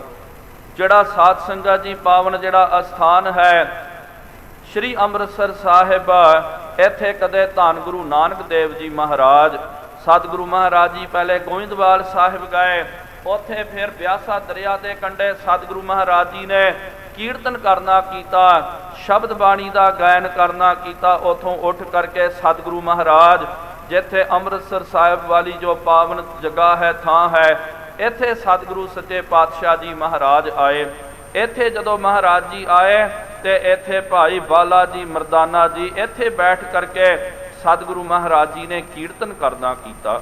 ਜਦੋਂ ਕੀਰਤਨ ਕੀਤਾ, ਉਸ ਇਲਾਕੇ ਦਾ ਚੌਧਰੀ ਜਿਹੜਾ ਜਿਹਦਾ ਨਾਮ ਤਾਰਾ ਚੰਦ ਸੀ, ਤਾਰੇ ਚੰਦ ਨੂੰ ਜਦੋਂ ਪਤਾ ਚੱਲਿਆ, ਉਹਦੇ ਘਰ ਵਿੱਚ ਕੋਈ ਪ੍ਰੋਗਰਾਮ ਸੀ, ਬੱਚੇ ਦਾ ਧਮਾਨ ਸੀ, ਉਹਦੇ ਮਨ ਵਿੱਚ ਆਇਆ ਕਿ ਇਹ ਮਹਾਂਪੁਰਖ ਆਏ ਹਨ, ਚਲੋ ਆਪਾਂ ਮਹਾਂਪੁਰਖਾਂ ਦੀ ਸੇਵਾ ਕਰਨਾ ਕਰੀਏ।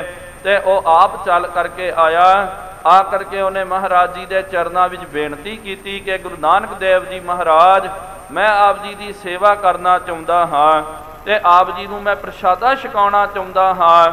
ਤੇ ਕਹਿੰਦੇ ਉਹਨੇ ਸਤਿਗੁਰੂ ਮਹਾਰਾਜ ਜੀ ਦੀ ਉੱਥੇ ਟਹਿਲ ਕਰਨੀ ਕੀਤੀ, ਮਹਾਰਾਜ ਜੀ ਦੀ ਸੇਵਾ ਕਰਨੀ ਕੀਤੀ। ਤੇ ਕਹਿੰਦੇ ਸਤਿਗੁਰੂ ਮਹਾਰਾਜ ਜੀ ਨੇ ਉੱਥੇ ਬਚਨ ਕੀਤਾ ਕਿ ਭਾਈ ਜੋ ਤੂੰ ਰਸ ਦਿੱਤੀ ਨਾ, ਉਹਦੀ ਕੜਾ ਪ੍ਰਸ਼ਾਦੀ ਦੇਗ ਤਿਆਰ ਕੀਤੀ ਜਾਵੇ। ਕਹਿੰਦੇ ਇਤਿਹਾਸਕਾਰ ਦੱਸਦੇ ਹਨ, ਸਭ ਤੋਂ ਪਹਿਲਾਂ ਸਤਿਗੁਰੂ ਗੁਰੂ ਨਾਨਕ ਦੇਵ ਜੀ ਮਹਾਰਾਜ ਇਸ ਪਾਵਨ ਅਸਥਾਨ ਤੇ ਕੜਾ ਪ੍ਰਸ਼ਾਦੀ ਦੇਗ ਨੂੰ, ਪੰਚਾਮ੍ਰਿਤ ਕੜਾ ਪ੍ਰਸ਼ਾਦੀ ਦੇਗ ਨੂੰ ਤਿਆਰ ਕਰਾ ਕਰਕੇ ਅਕਾਲ ਪੁਰਖ ਪਰਮਾਤਮਾ ਦੇ ਚਰਨਾਂ ਦੇ ਵਿੱਚ ਅਰਪਣ ਕਰਨਾ ਕੀਤਾ।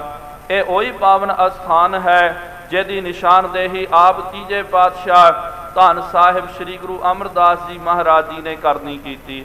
ਇਹ ਉਹੀ ਪਾਵਨ ਅਸਥਾਨ ਹੈ। ਸਤਿਗੁਰੂ ਸੱਚੇ ਪਾਤਸ਼ਾਹ ਜੀ ਮਹਾਰਾਜ ਕਰਤਾਰਪੁਰ ਸਾਹਿਬ ਤੋਂ ਇਸ ਪਾਸੇ ਆਉਂਦੇ ਸਨ, ਧੰਨ ਗੁਰੂ ਅੰਗਦ ਦੇਵ ਜੀ ਮਹਾਰਾਜ ਜੀ ਦੂਜੇ ਪਾਸਿਓਂ ਆ ਕਰਕੇ ਤੇ ਇੱਥੇ ਬੈਠ ਕਰਕੇ ਕਈ ਘੰਟੇ ਵਾਹਿਗੁਰੂ ਜੀ ਦੀ ਸਿਫਤ ਸਲਾਹ ਮੇਰੇ ਸੱਚੇ ਪਾਤਸ਼ਾਹ ਗੁਰੂ ਨਾਨਕ ਦੇਵ ਜੀ ਮਹਾਰਾਜ ਜੀ ਨੇ ਇੱਥੇ ਕਰਨੀ ਕੀਤੀ ਹੈ। ਗੁਰੂ ਨਾਨਕ ਦੇਵ ਜੀ ਮਹਾਰਾਜ ਜੀ ਦੀ ਇਹ ਚਰਨ ਛੂ ਪ੍ਰਾਪਤ ਧਰਤੀ, ਧੰਨ ਗੁਰੂ ਅੰਗਦ ਦੇਵ ਜੀ ਮਹਾਰਾਜ ਜੀ ਦੀ ਚਰਨ ਛੂ ਪ੍ਰਾਪਤ ਧਰਤੀ, ਧੰਨ ਗੁਰੂ ਅਮਰਦਾਸ ਜੀ ਮਹਾਰਾਜ ਜੀ ਦੀ ਇਹ ਚਰਨ ਛੂ ਪ੍ਰਾਪਤ ਧਰਤੀ। ਤੇ ਇਸ ਧਰਤੀ ਨੂੰ ਮਹਾਰਾਜ ਜੀ ਨੇ ਬਚਨ ਕੀਤਾ ਕਿ ਪੁਰਖਾ ਆਪ ਜੀ ਜਾ ਕਰਕੇ ਇਸ ਧਰਤੀ ਨੂੰ ਵਸਾਉਣਾ ਕਰੋ। ਇੱਥੇ ਆ ਕਰਕੇ ਸਤਿਗੁਰੂ ਮਹਾਰਾਜ ਜੀ ਨੇ ਸਰੋਵਰ ਦੀ ਸੇਵਾ ਆਰੰਭ ਕਰਨੀ ਕੀਤੀ ਹੈ। ਮਹਾਰਾਜ ਜੀ ਨੇ ਨਗਰ ਦਾ ਨਾਮ ਗੁਰੂ ਕਾ ਚੱਕ ਰੱਖਣਾ ਕੀਤਾ। ਉਸ ਤੋਂ ਬਾਅਦ ਇਹਦਾ ਨਾਮ, ਨਗਰ ਦਾ ਨਾਮ ਰਾਮਦਾਸਪੁਰਾ ਕਰਕੇ ਪੈ ਗਿਆ। ਤੇ ਸਤਿਗੁਰੂ ਮਹਾਰਾਜ ਜੀ ਨੇ ਇੱਥੇ ਫਿਰ ਲੋਕਾਂ ਨੂੰ 52 ਖਿੱਤੇ ਵਾਲੇ ਜਿਹੜੇ ਹਨ ਉਹਨਾਂ ਨੂੰ ਬੁਲਾ ਕਰਕੇ ਵਸਾਉਣਾ ਕੀਤਾ। ਆਪ ਸਤਿਗੁਰੂ ਮਹਾਰਾਜ ਜੀ ਨੇ ਨਗਰ ਦੀ ਰਚਨਾ ਕਰਨੀ ਕੀਤੀ। ਇੱਥੇ ਸਿੱਖਾਂ ਨੂੰ ਵਸਾਉਣਾ ਕੀਤਾ, ਉਹਨਾਂ ਦੇ ਘਰ ਬਣਾ ਕਰਕੇ ਦਿੱਤੇ ਗਏ। ਬੇਅੰਤ ਮਹਾਰਾਜ ਜੀ ਨੇ ਇੱਥੇ ਕੌਤਕ ਕਰਨਾ ਕੀਤਾ। ਸਤਿਗੁਰੂ ਮਹਾਰਾਜ ਜਦੋਂ ਸਰੋਵਰ ਦੀ ਸੇਵਾ ਕਰਵਾ ਰਹੇ ਸਨ, ਇੱਕ ਗੁਰੂ ਕਾ ਸਿੱਖ ਜਿਹੜਾ ਜਿਹਦਾ ਨਾਮ ਭਾਈ ਸਾਲੋ ਕਰਕੇ ਆਉਂਦਾ, ਉਹਦੇ ਮਨ ਵਿੱਚ ਆਇਆ ਕਿ ਮਨਾ ਕੇ ਇੱਥੇ ਸੰਗਤਾਂ ਦੀ ਬੜੀ ਭੀੜ ਲੱਗਦੀ ਹੈ, ਤੇ ਉਹਦੇ ਮਨ ਵਿੱਚ ਆਇਆ ਕਿ ਆਪਣੀਆਂ ਘੁੰਗੜੀਆਂ ਜਿਹੜੀਆਂ ਹਨ ਮੈਂ ਇੱਥੇ ਜਾ ਕਰਕੇ ਜੇ ਵੇਚਾਂਗਾ ਤੇ ਮੇਰਾ ਬਹੁਤ ਜ਼ਿਆਦਾ ਗ੍ਰਾਹਕ ਹੋਵੇਗਾ, ਪੈਸੇ ਮੈਨੂੰ ਬੜੇ ਪ੍ਰਾਪਤ ਹੋਣਗੇ। ਤੇ ਭਾਈ ਸਾਲੋ ਜੋ ਹੈ ਉਹ ਘੁੰਗੜੀਆਂ ਤਿਆਰ ਕਰਕੇ ਲੈ ਕੇ ਆਇਆ, ਲਿਆ ਕਰਕੇ ਇੱਥੇ ਸ਼੍ਰੀ ਅੰਮ੍ਰਿਤਸਰ ਸਾਹਿਬ ਸਰੋਵਰ ਦੇ ਕੰਢੇ ਉਹਨੇ ਆਪਣੀ ਛੋਟੀ ਜੀ ਹੱਟ ਪਾ ਦਿੱਤੀ। ਹੱਟ ਪਾ ਕਰਕੇ ਘੁੰਗੜੀਆਂ ਵੇਚਦਾ ਸੀ। ਮੇਰੇ ਸੱਚੇ ਪਾਤਸ਼ਾਹ ਧੰਨ ਸਾਹਿਬ ਸ਼੍ਰੀ ਗੁਰੂ ਰਾਮਦਾਸ ਜੀ ਮਹਾਰਾਜ ਆਪਣੇ ਸੇਵਕ ਦੀ ਪਰਖ ਕਰਨ ਦੇ ਲਈ ਸੱਚੇ ਪਾਤਸ਼ਾਹ ਜੀ ਮਹਾਰਾਜ ਆਪ ਆਏ। ਕਿਉਂਕਿ ਗੁਰਮੁਖੋ ਯਾਦ ਰੱਖੋ, ਮਰਾਤਬੇ ਜਿਹੜੇ ਹਨ ਜਣੇ ਕਣੇ ਨੂੰ ਨਹੀਂ ਪ੍ਰਾਪਤ ਹੁੰਦੇ। ਸਤਿਗੁਰੂ ਮਹਾਰਾਜ ਪਹਿਲੇ ਪ੍ਰੀਖਿਆ ਲੈਂਦੇ ਹਨ। ਜਿਹੜਾ ਬੰਦਾ ਪ੍ਰੀਖਿਆ ਦੇ ਵਿੱਚ ਪਰਚਾ ਪਾਸ ਕਰ ਜਾਂਦਾ ਉਹਨੂੰ ਹੀ ਸਾਧ ਸੰਗਤ ਦੀ ਵਡਿਆਈ ਪ੍ਰਾਪਤ ਹੁੰਦੀ ਹੈ, ਉਹੀ ਮਰਾਤਬਿਆਂ ਦੇ ਹੱਕਦਾਰ ਬਣਦੇ ਹਨ। ਆਪਾਂ ਵੀ ਹਰ ਕੋਈ ਜੀਵ ਚਾਹੁੰਦਾ ਹੈ ਕਿ ਭਾਈ ਮੈਨੂੰ ਵੀ ਵਡਿਆਈ ਪ੍ਰਾਪਤ ਹੋਵੇ, ਮੈਨੂੰ ਵੀ ਸਭ ਪ੍ਰਾਪਤ ਹੋ ਜਾਵੇ। ਲੇਕਿਨ ਜਦੋਂ ਪਰਚਾ ਪੈ ਜਾਂਦਾ ਗੁਰਮੁਖੋ ਆਪਾਂ ਡਰ ਜਾਂਦੇ ਆ, ਪਰਚੇ ਤੋਂ ਆਪਾਂ ਭੱਜਦੇ ਆ, ਕਹਿੰਦੇ ਆ ਜੀ ਪਰਚਾ ਨਾ ਦੇਣਾ ਪਵੇ, ਕੋਈ ਪ੍ਰੀਖਿਆ ਨਾ ਹੋਵੇ, ਉਸ ਤਰ੍ਹਾਂ ਹੀ ਅਵਲ ਨੰਬਰ ਆ ਜਾਵੇ। ਇਹ ਕਦੇ ਵੀ ਨਹੀਂ ਹੋ ਸਕਦਾ। ਜੇ ਅਵਲ ਨੰਬਰ ਲੈਣਾ, ਜੇ ਫਿਰ ਮਰਾਤਬੇ ਪ੍ਰਾਪਤ ਕਰਨੇ ਤੇ ਪਹਿਲੇ ਪਰਚਾ ਦੇਣਾ ਪੈਂਦਾ। ਉਹ ਪਰਚੇ ਦੇ ਵਿੱਚ ਜੇ ਕਾਮਯਾਬ ਹੋ ਜਾਂਦੇ ਤਾਂ ਉਹਨਾਂ ਨੂੰ ਫਿਰ ਰਹਿਮਤਾਂ ਦੀ ਪ੍ਰਾਪਤੀ ਹੁੰਦੀ ਹੈ। ਪਾਤਸ਼ਾਹ ਜੀ ਨੇ ਪਰਚਾ ਪਾ ਦਿੱਤਾ। ਸਤਿਗੁਰੂ ਮਹਾਰਾਜ ਜੀ ਗਏ। ਭਾਈ ਸੋਮਾ ਬੈਠਿਆ ਹੋਇਆ, ਮਹਾਰਾਜ ਜੀ ਨੇ ਕਿਹਾ ਕਿ ਸੋਮਿਆ ਭਾਈ ਦੱਸ ਅੱਜ ਕਿੰਨੀ ਬਟਕ ਹੋਈ ਹੈ। ਉਹਨੇ ਕਿਹਾ ਸਤਿਗੁਰੂ ਮਹਾਰਾਜ ਇਹ 2-3 ਪੈਸੇ ਮੈਨੇ ਕਮਾਉਣੇ ਕੀਤੇ। ਮਹਾਰਾਜ ਨੇ ਕਿਹਾ ਚੱਲ ਸੋਮਿਆ ਮੈਨੂੰ ਦੇ ਦੇ। ਤੇ ਉਸ ਵੇਲੇ ਭਾਈ ਸੋਮੇ ਨੇ ਦੇਰੀ ਨਹੀਂ ਕੀਤੀ। ਇਹ ਨਹੀਂ ਕਿਹਾ ਕਿ ਮਹਾਰਾਜ ਇਹਦੇ ਵਿੱਚੋਂ ਕੁਛ ਦੇ ਦੇਵਾਂਗਾ, ਕੁਛ ਰੱਖ ਲਵਾਂਗਾ। ਉਹਨਾਂ ਨੇ ਜਦੋਂ ਮਹਾਰਾਜ ਜੀ ਨੇ ਕਿਹਾ ਕਿ ਜਿੰਨੀ ਵਟਕ ਹੋਈ ਹੈ ਦੇ ਦੇ, ਦੇਰੀ ਨਹੀਂ ਕੀਤੀ, ਤੁਰੰਤ ਸਾਰਾ ਪੈਸਾ ਮਹਾਰਾਜ ਜੀ ਦੇ ਹੱਥ ਵਿੱਚ ਰੱਖ ਦਿੱਤਾ। ਮਹਾਰਾਜ ਜੀ ਨੇ ਬਖਸ਼ਿਸ਼ਾਂ ਕੀਤੀਆਂ, ਚੱਲ ਗਏ।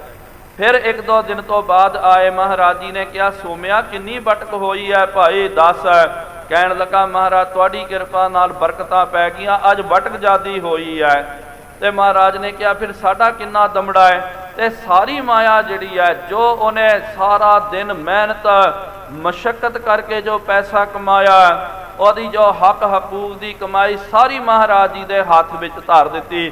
ਕਿਆ ਮਹਾਰਾਜ ਤੇਰਾ ਤੁਝ ਕੋ ਸੌਂਪਤੇ ਕਿਆ ਲਾਗੈ ਮੇਰਾ। ਮਹਾਰਾਜ ਇਹ ਤੁਹਾਡਾ ਹੀ ਹੈ, ਤੁਹਾਡੀ ਕਿਰਪਾ ਨਾਲ ਪ੍ਰਾਪਤ ਹੋਇਆ ਹੈ। ਇਸ ਤਰ੍ਹਾਂ 2 ਵਾਰੀ ਤਾਂ ਆਪ ਪਾਤਸ਼ਾਹ ਜੀ ਨੇ ਕੀਤਾ। ਤੀਜੀ ਵਾਰੀ ਸਤਿਗੁਰੂ ਮਹਾਰਾਜ ਭਾਈ ਸੋਮੇ ਕੋਲ ਨਹੀਂ ਗਏ। ਸੇਵਾ ਕਰਾਉਂਦੇ ਕਰਾਉਂਦੇ ਜਦੋਂ ਉੱਥੋਂ ਦੀ ਲੰਘ ਰਹੇ ਸਨ, ਅੱਜ ਭਾਈ ਸੋਮੇ ਦੇ ਮਨ ਵਿੱਚ ਆਇਆ ਕਿ ਮਨਾ ਸੱਚੇ ਪਾਤਸ਼ਾਹ ਰਹਿ ਕਰਕੇ ਮੰਗਦੇ ਚੰਗਾ ਨਹੀਂ ਲੱਗਦਾ, ਮੈਨੂੰ ਆਪ ਜਾ ਕਰਕੇ ਭੇਟਾ ਕਰਨੀ ਚਾਹੀਦੀ ਹੈ। ਅੱਜ ਭਾਈ ਸੋਮਾ ਜੋ ਉਹਦੀ ਵਟਕ ਹੋਏ ਔਰ ਸਾਰੀ ਮਾਇਆ ਪੈਸਾ ਲੈ ਕਰਕੇ ਆਪ ਮਹਾਰਾਜ ਜੀ ਦੇ ਚਰਨਾਂ ਵਿੱਚ ਜਾ ਕਰਕੇ ਅਰਪਣ ਕਰ ਦਿੱਤਾ ਕਿ ਆ ਪਾਤਸ਼ਾਹ ਜੀਓ ਇਹ ਮੇਰੀ ਅੱਜ ਦੀ ਕਮਾਈ ਹੈ, ਇਹ ਆਪ ਜੀ ਦੇ ਚਰਨਾਂ ਵਿੱਚ ਅਰਪਣ ਕਰ ਰਿਹਾ। ਮਹਾਰਾਜ ਨੇ ਕਿਹਾ ਵਾਹ ਸ਼ਾਬਾਸ਼ ਭਾਈ ਸੋਮਿਆ। ਪਾਤਸ਼ਾਹ ਜੀ ਨੇ ਵਰ ਦਿੱਤਾ ਸੋਮਾ ਸਿਆ ਪੂਰਾ ਸ਼ਾਹ ਗੁਰੂ ਕਾ ਸ਼ਾਹ ਬੇਪਰਵਾਹ। ਮਹਾਰਾਜ ਜੀ ਨੇ ਵਰ ਦਿੱਤਾ ਹੈ ਕਿ ਭਾਈ ਤੂੰ ਸੋਮਾ ਅੱਜ ਸੋਮਾ ਨਹੀਂ ਰਹਿ ਗਿਆ, ਤੂੰ ਸ਼ਾਹ ਬਣ ਗਿਆ। ਸ਼ਾਹ ਦਾ ਮਤਲਬ ਹੁੰਦਾ ਮਾਲਕ। ਰਾਜੇ ਮਹਾਰਾਜੇ ਜਿਹੜੇ ਹੁੰਦੇ ਹਨ, ਮੇਰੇ ਸਾਹਾ ਮੈਂ ਹਰ ਦਰਸ਼ਨ ਸੁਖ ਹੋਏ, ਹਮਰੀ ਬੇਦਨ ਤੂੰ ਜਾਣਤਾ ਸ਼ਾਹ ਅਵਰ ਕਿਆ ਜਾਣੈ ਕੋਏ। ਪਰਮਾਤਮਾ ਦੇ ਲਈ ਵੀ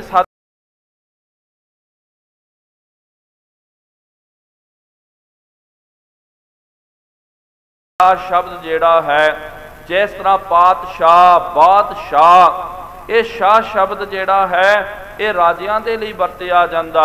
ਸਤਿਗੁਰੂ ਮਹਾਰਾਜ ਨੇ ਕਿਹਾ ਤੂੰ ਸਿਰਫ ਸੋਮਾ ਨਹੀਂ ਰਹਿ ਗਿਆ, ਤੂੰ ਬਾਦਸ਼ਾਹ ਹੈ, ਤੂੰ ਸ਼ਾਹ ਹੈ, ਤੇਰੇ ਘਰ ਦੇ ਵਿੱਚ ਕੋਈ ਕਮੀ ਨਹੀਂ ਹੋਵੇਗੀ। ਇਸ ਤਰ੍ਹਾਂ ਵਰ ਦੇ ਕਰਕੇ ਨਿਵਾਜਨਾ ਕੀਤਾ। ਪੀੜੀ ਦਰ ਪੀੜੀ ਅੱਜ ਵੀ ਕਹਿੰਦੇ ਉਹਨਾਂ ਦੀ ਪੀੜੀ ਚੱਲ ਰਹੀ ਹੈ, ਕੋਈ ਘਾਟਾ ਕੋਈ ਕਮੀ ਨਹੀਂ ਹੈ। ਕਿਉਂਕਿ ਗੁਰਮੁਖੋ ਜਿਨ੍ਹਾਂ ਨੂੰ ਸਤਿਗੁਰੂ ਮਹਾਰਾਜ ਜੀ ਨੇ ਸ਼ਾਹ ਬਣਾ ਦਿੱਤਾ ਉਹ ਬੇਪਰਵਾਹ ਹੋ ਜਾਂਦੇ, ਗੁਰੂ ਕੇ ਸ਼ਾਹ ਬਣ ਜਾਂਦੇ। ਉਹਨਾਂ ਦੀ ਸ਼ਾਹਤ ਜਿਹੜੀ ਹੈ ਉਹ ਕਦੇ ਘਟਦੀ ਨਹੀਂ ਹੈ, ਵੱਧਦੀ ਰਹਿੰਦੀ ਹੈ। ਇਸ ਤਰ੍ਹਾਂ ਹੀ ਸਤਿਗੁਰੂ ਮਹਾਰਾਜ ਜੀ ਦੇ ਦਰ ਕਰਤੇ ਜਿਹੜਾ ਜੰਗਲ ਦਾ ਇਲਾਕਾ ਜਿਹੜਾ ਹੈ, ਉਸ ਇਲਾਕੇ ਤੋਂ ਜੋ ਅਜੋਕਾ ਮਾਲਵਾ ਹੈ, ਉਥੋਂ ਇੱਕ ਗੁਰੂ का सिख भाई आदम ਜਿਹੜਾ ਉਹ ਚੱਲ ਕਰਕੇ ਆਇਆ। ਇਹਨੇ ਆ ਕਰਕੇ ਇੱਥੇ ਬਹੁਤ ਜ਼ਿਆਦੀ ਕਾਰ ਸੇਵਾ ਕਰਨੀ ਕੀਤੀ, ਬਹੁਤ ਜ਼ਿਆਦਾ ਸੇਵਾ ਕਰਨੀ ਕੀਤੀ ਹੈ।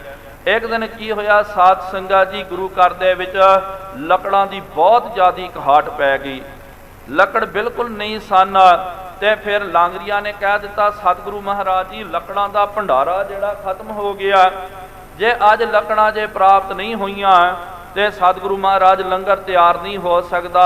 ਲੱਕੜਾਂ ਜਿਹੜੀਆਂ ਕੱਚੀਆਂ ਹੀ ਹਨ, ਬਾਜ਼ਾਰ ਦੇ ਵਿੱਚੋਂ ਅਸੀਂ ਲੱਭਦੇ ਹਾਂ ਤੇ ਨਾਲ ਪੈਸਾ ਵੀ ਨਹੀਂ ਹੈ ਲੱਕੜਾਂ ਆਪਾਂ ਲੈ ਕੇ ਆਈਏ।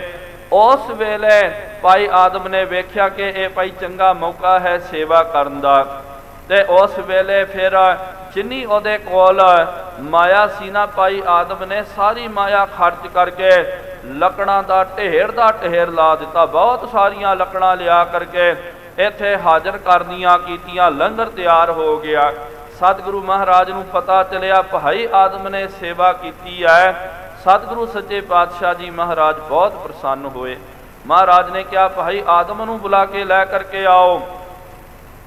ਭਾਈ ਆਦਮ ਨੂੰ ਬੁਲਾਇਆ ਗਿਆ, ਭਾਈ ਆਦਮ ਆਇਆ। ਸਤਿਗੁਰੂ ਮਹਾਰਾਜ ਨੇ ਕਿਹਾ ਭਾਈ ਆਦਮ ਦੱਸ ਤੈਨੂੰ ਕੀ ਚਾਹੀਦਾ ਹੈ, ਜੋ ਚਾਹੀਦਾ ਨਾ ਤੂੰ ਬੇਖੌਫ ਹੋ ਕਰਕੇ ਮੰਗਣਾ ਕਰ। ਅੱਜ ਅਸੀਂ ਤੇਰੇ ਉੱਤੇ ਪ੍ਰਸੰਨ ਹਾਂ, ਜੋ ਮੰਗੇਗਾ ਤੈਨੂੰ ਉਹ ਦਾਤ ਪ੍ਰਾਪਤ ਹੋਵੇਗੀ। ਅਸਲ ਦੇ ਵਿੱਚ ਗੁਰਮੁਖੋ ਇਹ ਭਾਈ ਆਦਮ ਤੇ ਇਹਦੀ ਧਰਮ ਪਤਨੀ ਜਿਹੜੀ ਹੈ, ਇਹ ਖਾਸ ਕਰਕੇ ਪੁੱਤਰ ਦੀ ਦਾਤ ਪ੍ਰਾਪਤ ਕਰਨ ਦੇ ਲਈ ਸਤਿਗੁਰੂ ਮਹਾਰਾਜ ਜੀ ਦੇ ਦਰ ਕਰਤੇ ਆਏ ਸਨ। ਤੇ ਇਹਨਾਂ ਦੋਵਾਂ ਦੀ ਵੀ ਆਰ ਬਲਾ ਬੜੀ ਲੰਬੇਰੀ ਹੋ ਗਈ ਸੀ, ਕਿਉਂਕਿ ਆਪ ਨੂੰ ਪਤਾ ਹੋਵੇਗਾ ਅਕਸਰ ਆਪਾਂ ਵੇਖਦੇ ਨਾ ਕਿ ਇੱਕ ਆਰ ਬਲਾ ਤੱਕ, ਇੱਕ ਉਮਰਾਂ ਤੱਕ ਹੀ ਇੱਕ ਪਤੀ ਪਤਨੀ ਜਿਹੜੇ ਹਨ ਉਹ ਸੰਤਾਨ ਦੀ ਪ੍ਰਾਪਤੀ ਕਰ ਸਕਦੇ। ਜਦੋਂ ਆਰ ਬਲਾ ਵੱਧ ਜਾਵੇ ਤੇ ਉਸ ਵੇਲੇ ਸੰਤਾਨ ਦੀ ਪ੍ਰਾਪਤੀ ਕਰਨਾ ਕਠਿਨ ਹੋ ਜਾਂਦਾ। ਤੇ ਆਰ ਬਲਾ ਇਹਨਾਂ ਦੀ ਲੰਬੇਰੀ ਹੋ ਗਈ ਸੀ ਤੇ ਭਾਈ ਆਦਮ ਦਾ ਦਾੜਾ ਵੀ ਜਿਹੜਾ ਉਹ ਚਿੱਟਾ ਹੋਣਾ ਸ਼ੁਰੂ ਹੋ ਗਿਆ। ਭਾਈ ਆਦਮ ਦੇ ਮਨ ਵਿੱਚ ਆਇਆ ਕਿ ਮਨਾ ਜੇ ਮਹਾਰਾਜ ਨੂੰ ਮੈਂ ਬੇਨਤੀ ਕਰਾਂ ਕਿ ਸਤਿਗੁਰੂ ਮਹਾਰਾਜ ਪੁੱਤਰ ਦੀ ਦਾਤ ਚਾਹੀਦੀ ਹੈ। ਸੰਗਤ ਬੈਠੀ ਹੋਈ ਸੀ ਤੇ ਉਹਦੇ ਮਨ ਵਿੱਚ ਆਇਆ ਸੰਗਤਾਂ ਨੇ ਮਜ਼ਾਕ ਉਡਾ ਦੇਣਾ, ਮੇਰੀ ਖਿੱਲੀ ਉਡਾ ਦੇਣੀ ਹੈ। ਇਹਨਾਂ ਨੇ ਹੱਸ ਪੈਣਾ, ਕਹਿਣਾ ਕਿ ਭਾਈ ਬੁੱਢਾ ਹੋ ਗਿਆ ਤੇ ਪੁੱਤਰ ਦੀ ਦਾਤ, ਪੁੱਤਰ ਦੀ ਇੱਛਾ ਮਨ ਵਿੱਚ ਰੱਖਦਾ। ਭਾਈ ਆਦਮ ਸੰਗ ਗਿਆ, ਸੰਗ ਕਰਕੇ ਕਹਿਣ ਲੱਗਾ ਸਤਿਗੁਰੂ ਮਹਾਰਾਜ ਕੁਛ ਨਹੀਂ ਚਾਹੀਦਾ। ਮਹਾਰਾਜ ਨੇ ਕਿਹਾ ਦੱਸ ਕੀ ਚਾਹੀਦਾ? ਕਹਿਣ ਲੱਗਾ ਮਹਾਰਾਜ ਮੈਨੂੰ ਨਾਮ ਦੀ ਦਾਤ ਚਾਹੀਦੀ ਹੈ, ਕਿਰਪਾ ਕਰੋ ਨਾਮ ਦੀ ਦਾਤ ਦੇ ਦਿਓ। ਮਹਾਰਾਜ ਨੇ ਕਿਹਾ ਠੀਕ ਹੈ ਭਾਈ, ਨਾਮ ਦੀ ਦਾਤ ਤਾਂ ਤੈਨੂੰ ਦੇ ਦਿੱਤੀ, ਲੇਕਿਨ ਤੇਰੇ ਮਨ ਦੇ ਵਿੱਚ ਔਰ ਕੋਈ ਇੱਛਾ ਹੈ, ਤੂੰ ਦੱਸ। ਫਿਰ ਭਾਈ ਆਦਮ ਸੰਗ ਗਿਆ, ਕਿਉਂਕਿ ਸਤਿਗੁਰੂ ਮਹਾਰਾਜ ਅੰਤਰਜਾਮੀ ਹਨ, ਕਹਿਣ ਤੇ ਕਥਨ ਦੀ ਲੋੜ ਹੀ ਨਹੀਂ ਆ। ਅੰਤਰਜਾਮਤਾ ਦੇ ਨਾਲ ਪਤਾ ਸੀ ਮਹਾਰਾਜ ਨੂੰ ਕਿ ਇਹਦੇ ਮਨ ਦੇ ਵਿੱਚ ਪੁੱਤਰ ਪ੍ਰਾਪਤੀ ਦੀ ਆਕਾਂक्षा ਹੈ। ਮਹਾਰਾਜ ਨੇ ਕਿਹਾ ਇਹ ਸੰਗ ਗਿਆ। ਪਾਤਸ਼ਾਹ ਜੀ ਨੇ ਕਿਹਾ ਭਾਈ ਆਦਮ ਕੋਈ ਗੱਲ ਨਹੀਂ ਹੈ ਭਾਈ, ਤੂੰ ਜਾ ਘਰ ਦੇ ਵਿੱਚ ਜਾ, ਆਪਣੇ ਘਰ ਵਾਲੀ ਦੇ ਨਾਲ ਸਲਾਹ ਮਸ਼ਵਰਾ ਕਰਕੇ ਆ, ਕੱਲ ਦੁਬਾਰਾ ਫਿਰ ਆਵੀਂ, ਫਿਰ ਆ ਕਰਕੇ ਮੰਗਣਾ ਕਰ, ਜੋ ਮੰਗੇਗਾ ਉਹ ਤੈਨੂੰ ਅਸੀਂ ਦੇ ਦੇਵਾਂਗੇ। ਫਿਰ ਘਰ ਦੇ ਵਿੱਚ ਗਿਆ, ਘਰ ਵਾਲੀ ਨੂੰ ਬੋਲਦਾ ਕਿ ਭਾਗਵਾਨੇ ਅੱਜ ਮਹਾਰਾਜ ਜੀ ਬੜੇ ਪ੍ਰਸੰਨ ਸੀ, ਅੱਜ ਮਹਾਰਾਜ ਜੀ ਨੇ ਮੈਨੂੰ ਕਿਹਾ ਕਿ ਭਾਈ ਆਦਮ ਜੋ ਚਾਹੀਦਾ ਤੂੰ ਮੰਗ ਹੈ। ਤੇ ਘਰ ਵਾਲੀ ਕਹਿਣ ਲੱਗੀ ਕਿ ਪੁੱਤਰ ਦੀ ਦਾਤ ਮੰਗੀ ਕਿ ਨਹੀਂ ਮੰਗੀ? ਆਦਮ ਨੇ ਕਿਹਾ ਨਹੀਂ ਭਾਈ ਮੈਂ ਨਹੀਂ ਮੰਗਣਾ ਕੀਤਾ, ਸਾਰੀ ਸੰਗਤ ਬੈਠੀ ਹੋਈ ਸੀ, ਮੈਨੂੰ ਸੰਗ ਆ ਗਈ। ਘਰ ਵਾਲੀ ਸਿਆਣੀ ਸੀ, ਕਹਿਣ ਲੱਗੀ ਇਹਦੇ ਵਿੱਚ ਸੰਗਣ ਦੀ ਕੀ ਲੋੜ ਹੈ, ਆਪਾਂ ਮਹਾਰਾਜ ਜੀ ਤੋਂ ਆਪਣੇ ਮਨ ਦੀ ਗੱਲ ਕਹਿਣ ਦੇ ਲਈ ਕਾਹਦੀ ਸੰਗ ਆਪਾਂ ਕਰਨੀ ਹੈ। ਕਹਿਣ ਲੱਗੀ ਕੋਈ ਗੱਲ ਨਹੀਂ ਹੈ, ਤੁਸੀਂ ਨਹੀਂ ਮੰਗਣਾ ਕੀਤਾ, ਕੱਲ ਮੈਂ ਤੁਹਾਡੇ ਨਾਲ ਚੱਲਦੀ ਹਾਂ। ਉਹਦੀ ਘਰ ਵਾਲੀ ਆਈ ਤੇ ਮਹਾਰਾਜ ਨੂੰ ਪਤਾ, ਉਹਨੂੰ ਵੇਖ ਕੇ ਮੁਸਕਰਾ ਪਏ। ਪਾਤਸ਼ਾਹ ਜੀ ਨੇ ਕਿਹਾ ਭਾਈ ਆਦਮ ਕਰਕੇ ਆਇਆ ਵਿਚਾਰ, ਕੀ ਚਾਹੀਦਾ ਮੰਗ। ਤੇ ਉਸ ਵੇਲੇ ਕਹਿਣ ਲੱਗਾ, ਫਿਰ ਭਾਈ ਆਦਮ ਸੰਗ ਗਿਆ ਤੇ ਫਿਰ ਪਤਨੀ ਨੇ ਉਹਨੂੰ ਦਿਲਾਸਾ ਦਿੱਤਾ। ਦੋਵਾਂ ਨੇ ਬੇਨਤੀ ਕੀਤੀ ਕਿ ਸਤਿਗੁਰੂ ਸੱਚੇ ਪਾਤਸ਼ਾਹ ਜੀ ਮਹਾਰਾਜ, ਬਾਕੀ ਸਭ ਕੁਝ ਸਾਡੇ ਪਰਿਵਾਰ ਦੇ ਵਿੱਚ ਧਾਮ ਦੇ ਵਿੱਚ ਹੈ, ਪੁੱਤਰ ਦੀ ਦਾਤ ਦੇ ਲਈ ਮਹਾਰਾਜ ਅਸੀਂ ਦਰੋਂ ਆਪਣੇ ਘਰੋਂ ਚੱਲ ਕਰਕੇ ਇਸ ਦਰ ਦੀ ਸੇਵਾ ਕਰਨ ਦੇ ਲਈ ਆਏ ਹਾਂ। ਕਿਰਪਾ ਕਰੋ ਸਤਿਗੁਰੂ ਸੱਚੇ ਪਾਤਸ਼ਾਹ ਜੀ ਮਹਾਰਾਜ, ਜੇ ਟੁੱਟੜੇ ਹੋ ਤੇ ਪੁੱਤਰ ਦੀ ਦਾਤ ਦੇ ਕਰਕੇ ਮੈਨੂੰ ਨਿਵਾਜ ਨਾ ਕਰੋ। ਉਸ ਵੇਲੇ ਸਤਿਗੁਰੂ ਮਹਾਰਾਜ ਅਗੰਮੀ ਰਸ ਦੇ ਵਿੱਚ ਚੱਲ ਗਏ। ਅੱਖਾਂ ਮਹਾਰਾਜ ਜੀ ਨੇ ਬੰਦ ਕਰ ਦਿੱਤੀਆਂ ਤੇ ਮਹਾਰਾਜ ਜੀ ਨੇ ਫਿਰ ਅੱਖਾਂ ਖੋਲ ਕੇ ਕਿਹਾ ਕਿ ਭਾਈ ਆਦਮ, ਤੇਰੇ ਲੇਖ ਦੇ ਵਿੱਚ ਪੁੱਤਰ ਦੀ ਸੰਤਾਨ ਦੀ ਪ੍ਰਾਪਤੀ ਨਹੀਂ ਹੈ। ਇਹ ਸੁਣ ਕਰਕੇ ਭਾਈ ਆਦਮ ਇੱਕਦਮ ਸ਼ਾਂਤ ਹੋ ਗਿਆ। ਉਹਦੀ ਘਰਵਾਲੀ ਜਿਹੜੀ ਹੈ ਉਹ ਇੱਕਦਮ ਵਿਰਾਗ ਦੇ ਵਿੱਚ ਆ ਗਈ, ਉਹਦੇ ਅੱਖਾਂ ਦੇ ਵਿੱਚੋਂ ਅਥਰੂ ਵਹਿ ਤੁਰੇ ਹਨ। ਤੇ ਉਹਦੀ ਘਰਵਾਲੀ ਨੇ ਬੇਨਤੀ ਕੀਤੀ, ਮਹਾਰਾਜ ਕਿ ਉੱਥੇ ਲੇਖ ਨਹੀਂ ਲਿਖੇ, ਲੇਖ ਲਿਖਣ ਵਾਲੇ ਤਾਂ ਤੁਸੀਂ ਹੀ ਹੋ ਸੱਚੇ ਪਾਤਸ਼ਾਹ ਜੀ, ਮਹਾਰਾਜ ਕਿਰਪਾ ਕਰ ਦਿਓ।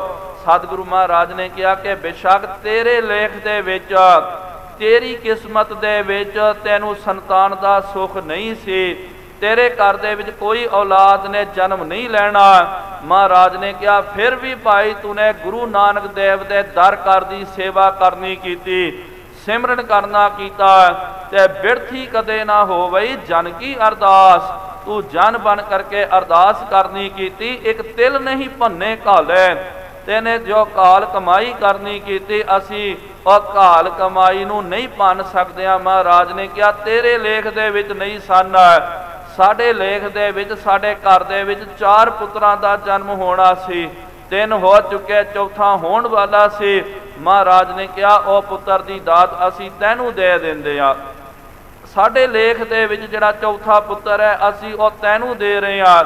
ਮਹਾਰਾਜ ਨੇ ਕਿਹਾ ਕਿ ਜਦੋਂ ਇਸ ਬਾਲਕ ਦਾ ਜਨਮ ਹੋਵੇਗਾ ਉਹਨੂੰ ਸਾਡੇ ਕੋਲ ਲੈ ਕਰਕੇ ਆਉਣਾ ਤੇ ਉਹਦਾ ਨਾਮ ਭਗਤੂ ਰੱਖਣਾ, ਭਗਤੀ ਦਾ ਅਵਤਾਰ ਹੋਵੇਗਾ, ਬਹੁਤ ਵੱਡਾ ਮਹਾਂਪੁਰਖ, ਬਹੁਤ ਵੱਡਾ ਭਗਤ ਹੋਵੇਗਾ। ਪਾਤਸ਼ਾਹ ਜੀ ਨੇ ਵਰ ਜਦੋਂ ਦਿੱਤਾ ਉਸ ਵੇਲੇ ਇਹ ਸੰਪਤ, ਇਹ ਜਿਹੜੇ ਦੰਪਤੀ ਹਨ ਬਾਅਦ ਵਿੱਚ ਘਰ ਨੂੰ ਚੱਲ ਗਏ। ਸਮਾਂ ਪਾ ਕਰਕੇ ਜਦੋਂ ਉਹਨਾਂ ਨੂੰ ਸੰਤਾਨ ਦੀ ਪ੍ਰਾਪਤੀ ਹੋਈ, ਮਹਾਰਾਜ ਜੀ ਦੇ ਕੋਲ ਲੈ ਕਰਕੇ ਆਏ। ਮਹਾਰਾਜ ਜੀ ਨੇ ਉਹਨਾਂ ਦਾ ਨਾਮ ਭਾਈ ਭਗਤੂ ਜੀ ਕਰਕੇ ਰੱਖਣਾ ਕੀਤਾ ਤੇ ਨਾਲ ਪਾਤਸ਼ਾਹ ਜੀ ਨੇ ਵਰ ਦਿੱਤਾ, ਭਾਈ ਭਗਤੂ ਜਗਮਗ ਤੂੰ, ਸਾਰੇ ਜਗਤ ਦੇ ਵਿੱਚ ਤੇਰਾ ਚਾਨਣ ਮੁਨਾਰਾ ਹੋਵੇਗਾ। ਇਸ ਤਰ੍ਹਾਂ ਸੱਚੇ ਪਾਤਸ਼ਾਹ ਧੰਨ ਸਾਹਿਬ ਸ਼੍ਰੀ ਗੁਰੂ ਰਾਮਦਾਸ ਜੀ ਮਹਾਰਾਜ, ਸ਼੍ਰੀ ਗੁਰੂ ਰਾਮਦਾਸ ਜਯੋ ਜੈ ਜਗ ਮਹਿ ਤੈ ਹਰ ਪਰਮ ਪਦ ਪਾਇਓ। ਧੰਨ ਗੁਰੂ ਰਾਮਦਾਸ ਜੀ ਮਹਾਰਾਜ ਇੱਕ ਅਰਦਾਸ ਪਹਾਟ ਕੀਰਤ ਕੀ, ਗੁਰ ਰਾਮਦਾਸ ਰਾਖੋ ਸ਼ਰਨਾਈ। ਧੰਨ ਸਾਹਿਬ ਸ਼੍ਰੀ ਗੁਰੂ ਰਾਮਦਾਸ ਜੀ ਮਹਾਰਾਜ ਜੀਆਂ ਦਾ ਅੱਜ ਪ੍ਰਕਾਸ਼ ਦਿਹਾੜਾ, ਪ੍ਰਗਟ ਦਿਵਸ ਹੈ। ਬਹੁਤ ਚੜ੍ਹਦੀ ਕਲਾ ਦੇ ਵਿੱਚ, ਆਨੰਦ ਖੇੜਿਆਂ ਦੇ ਵਿੱਚ ਆਪਾਂ ਮਨਾ ਰਹੇ ਹਾਂ। ਸਾਰੀਆਂ ਸੰਗਤਾਂ ਨੂੰ ਸਤਿਗੁਰੂ ਮਹਾਰਾਜ ਜੀ ਦੇ ਪ੍ਰਕਾਸ਼ ਦਿਹਾੜੇ ਦੀਆਂ ਬੇਅੰਤ ਵਧਾਈਆਂ ਹੋਣ ਜੀ। ਆਓ ਸਾਧ ਸੰਗਤ ਜੀ, ਜੋ ਲੜੀਵਾਰ ਕਥਾ ਚੱਲ ਰਹੀ ਹੈ ਉਹਨੂੰ ਰਹਿੰਦੇ ਸਮੇਂ ਦੇ ਵਿੱਚ ਆਪਾਂ ਸਰਵਣ ਕਰਨਾ ਕਰੀਏ, ਕੋਈ ਵੀ ਰਸਨਾ ਬਾਂਝੀ ਨਾ ਰਵੇ। ਸਤਿਗੁਰੂ ਮਹਾਰਾਜ ਜੀਆਂ ਦੇ ਪਾਵਨ ਦਰ ਘਰ ਤੇ ਆਪਣੀ ਹਾਜ਼ਰੀ ਨੂੰ ਦਰਜ ਕਰਵਾਉਂਦਿਆਂ ਹੋਇਆਂ ਪ੍ਰੇਮ ਅਤੇ ਸਤਿਕਾਰ ਸਹਿਤ ਉਚਾਰਨ ਕਰਨਾ ਕਰੋ ਜੀ। ਸਤਨਾਮ ਸ਼੍ਰੀ ਵਾਹਿਗੁਰੂ ਜੀ। ਫਿਰ ਇੱਕ ਵਾਰੀ ਉਚਾਰਨ ਕਰੋ ਜੀ। ਸਤਨਾਮ ਸ਼੍ਰੀ ਵਾਹਿਗੁਰੂ ਜੀ। ਸਤਨਾਮ ਸ਼੍ਰੀ ਵਾਹਿਗੁਰੂ ਜੀ। ਸਭ ਮੈਂ ਮੁਖ ਦਵਾਰ ਕਾ ਦਾਸ। ਇਸ ਤਰ੍ਹਾਂ ਸਾਧ ਸੰਗਤ ਜੀ, ਇੱਥੇ ਜਦੋਂ ਭਾਈ ਮਾਤਾ ਜੀ ਨੇ, ਮਾਤਾ ਨਾਨਕੀ ਜੀ ਨੇ ਸੇਵਾਦਾਰ ਨੂੰ ਭੇਜਿਆ ਸੀ ਗੋਇੰਦਵਾਲ ਸਾਹਿਬ ਦੇ ਵਿੱਚ, ਕਿਉਂਕਿ 9ਵੇਂ ਪਾਤਸ਼ਾਹ ਜੀ ਦੀ ਲੜੀਵਾਰ ਕਥਾ ਚੱਲ ਰਹੀ ਹੈ। ਸੁਰਤੀ ਜੋ ਹੈ ਆਪਾਂ ਇਤਿਹਾਸ ਦੀ ਕਥਾ ਦੇ ਨਾਲ ਆਪਾਂ ਜੋੜਨਾ ਕਰੀਏ। ਉਸ ਵੇਲੇ ਉਹ ਸਿੱਖ ਪਹੁੰਚਿਆ ਤੇ ਉੱਥੇ ਗੋਇੰਦਵਾਲ ਸਾਹਿਬ ਜੀ ਦੇ ਵਿੱਚ ਸਾਰਿਆਂ ਦੇ ਜਿਹੜੇ ਮੁਖੀ ਸਨ, ਜੋ ਦਵਾਰਕਾ ਦਾਸ ਜਿਨ੍ਹਾਂ ਦਾ ਨਾਮ ਹੈ, ਦੀਨ ਪੱਤਰਕਾ ਹਮਰੇ ਪਾਸ, ਤੇ ਉਹਨੇ ਫਿਰ ਪੱਤਰਕਾ ਲੈ ਲੈਣੀ ਕੀਤੀ। ਲਿਖਿਓ ਤੇਗ ਬਹਾਦਰ ਮਾਤਾ। ਭਾਈ ਗੜੀਆ ਤੇ ਭਾਈ ਗੜੀਏ ਨੇ ਬੇਨਤੀ ਕੀਤੀ ਹੈ। ਇਹ ਦੋਵੇਂ ਜਿਹੜੇ ਹਨ ਗੁਰੂ ਅਮਰਦਾਸ ਜੀ ਮਹਾਰਾਜ ਜੀ ਦੇ ਅੰਸ ਬੰਸ ਦੇ ਵਿੱਚੋਂ ਸਨ, ਤੇ ਇਹਨਾਂ ਨੇ ਬਚਨ ਕਰਨਾ ਕੀਤਾ ਕਿ ਧੰਨ ਗੁਰੂ ਤੇਗ ਬਹਾਦਰ ਜੀ ਮਹਾਰਾਜ ਜੀਆਂ ਦੇ ਸਤਿਕਾਰਯੋਗ ਮਾਤਾ ਜੀ ਨੇ ਇਹ ਪੱਤਰ ਸਾਡੇ ਤਾਈਂ ਲਿਖਣਾ ਕੀਤਾ।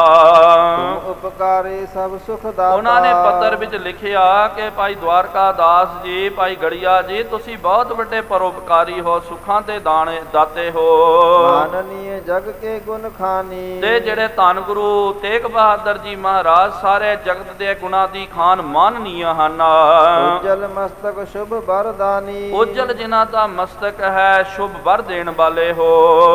ਹੋ ਮਿਰਜਾਦ ਗੁਰੂ ਘਰ ਕੀਰੀ। ਤੇ ਇਸ ਕਰਕੇ ਇਹ ਗੁਰੂ ਘਰ ਦੀ ਮਰਿਆਦਾ ਦੇ ਉੱਤੇ ਅੱਜ ਗ੍ਰਹਿਣ ਲੱਗ ਗਿਆ। ਭਾਵ ਕਿ ਜੋ ਗੁਰੂ ਘਰ ਦੀ ਮਰਿਆਦਾ, ਗੁਰਤਾ ਗੱਦੀ ਦੀ ਮਰਿਆਦਾ ਚੱਲਦੀ ਹੈ, ਅੱਜ ਦੰਭੀਆਂ ਪਖੰਡੀਆਂ ਨੇ ਉਹ ਮਰਿਆਦਾ ਨੂੰ ਰੋਕ ਕਰਕੇ ਰੱਖ ਦਿੱਤਾ। ਕਰਿਓ ਤੁਮਾਰੋ ਕੋਈ ਨਾ ਫੇਰੀ। ਇਸ ਕਰਕੇ ਭਾਈ ਤੁਸੀਂ ਗੁਰੂ ਘਰ ਦੇ ਮੁਖੀ ਹੋ, ਗੁਰੂ ਘਰ ਦੇ ਆਗੂ ਹੋ, ਤੇ ਆਪ ਜੀ ਦਾ ਇੱਕ ਫਰਜ਼ ਬਣਦਾ ਹੈ ਕਿ ਭਾਈ ਇਹੋ ਜਿਹੇ ਬਿਪਤਾ ਦੇ ਮੌਕੇ ਦੇ ਵਿੱਚ ਆਪ ਜੀ ਅੱਗੇ ਆਓ। ਸਿਆਣੇ ਕਹਿੰਦੇ ਨਾ ਸਾਧ ਸੰਗਤ ਜੀ ਕਿ ਪਰਿਵਾਰ ਦੇ ਵਿੱਚ ਵੀ ਜਿਹੜੇ ਕੋਈ ਸਿਆਣੇ ਸਮਝਦਾਰ ਹੁੰਦੇ, ਜੇ ਪਰਿਵਾਰ ਦੇ ਵਿੱਚ ਕੋਈ ਬਿਪਤਾ ਆ ਜਾਵੇ, ਪਰਿਵਾਰ ਬਹੁਤ ਦਿੱਕਤਾਂ ਦੇ ਵਿੱਚ ਆ ਜਾਵੇ, ਤੇ ਵੱਡੇ ਸਿਆਣਿਆਂ ਦਾ ਫਰਜ਼ ਬਣਦਾ ਕਿ ਉਹ ਅੱਗੇ ਆ ਕਰਕੇ ਆਪਣੇ ਪਰਿਵਾਰ ਦੀ ਅਗਵਾਈ ਕਰਨਾ ਕਰੇ।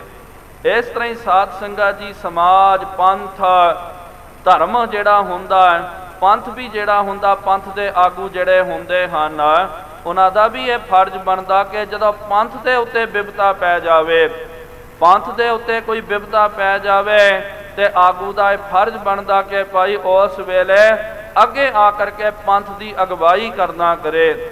ਉਹਨੂੰ ਹੀ ਤਾਂ ਸਾਧ ਸੰਗਤ ਜੀ ਆਪਾਂ ਆਗੂ ਕਹਿੰਦੇ ਆ ਕਿ ਜਦੋਂ ਬਿਪਤਾ ਪੈ ਗਈ ਆਪਾਂ ਛੁਪ ਜਾਵੇ, ਲੁਕ ਜਾਵੇ, ਕਵੇ ਕਿ ਭਾਈ ਸਾਨੂੰ ਕੀ ਲੈਣਾ ਦੇਣਾ ਜੀ, ਇਹ ਮਰਦੇ ਮਰਨ ਦਿਓ, ਜੋ ਹੁੰਦਾ ਹੋਣ ਦਿਓ।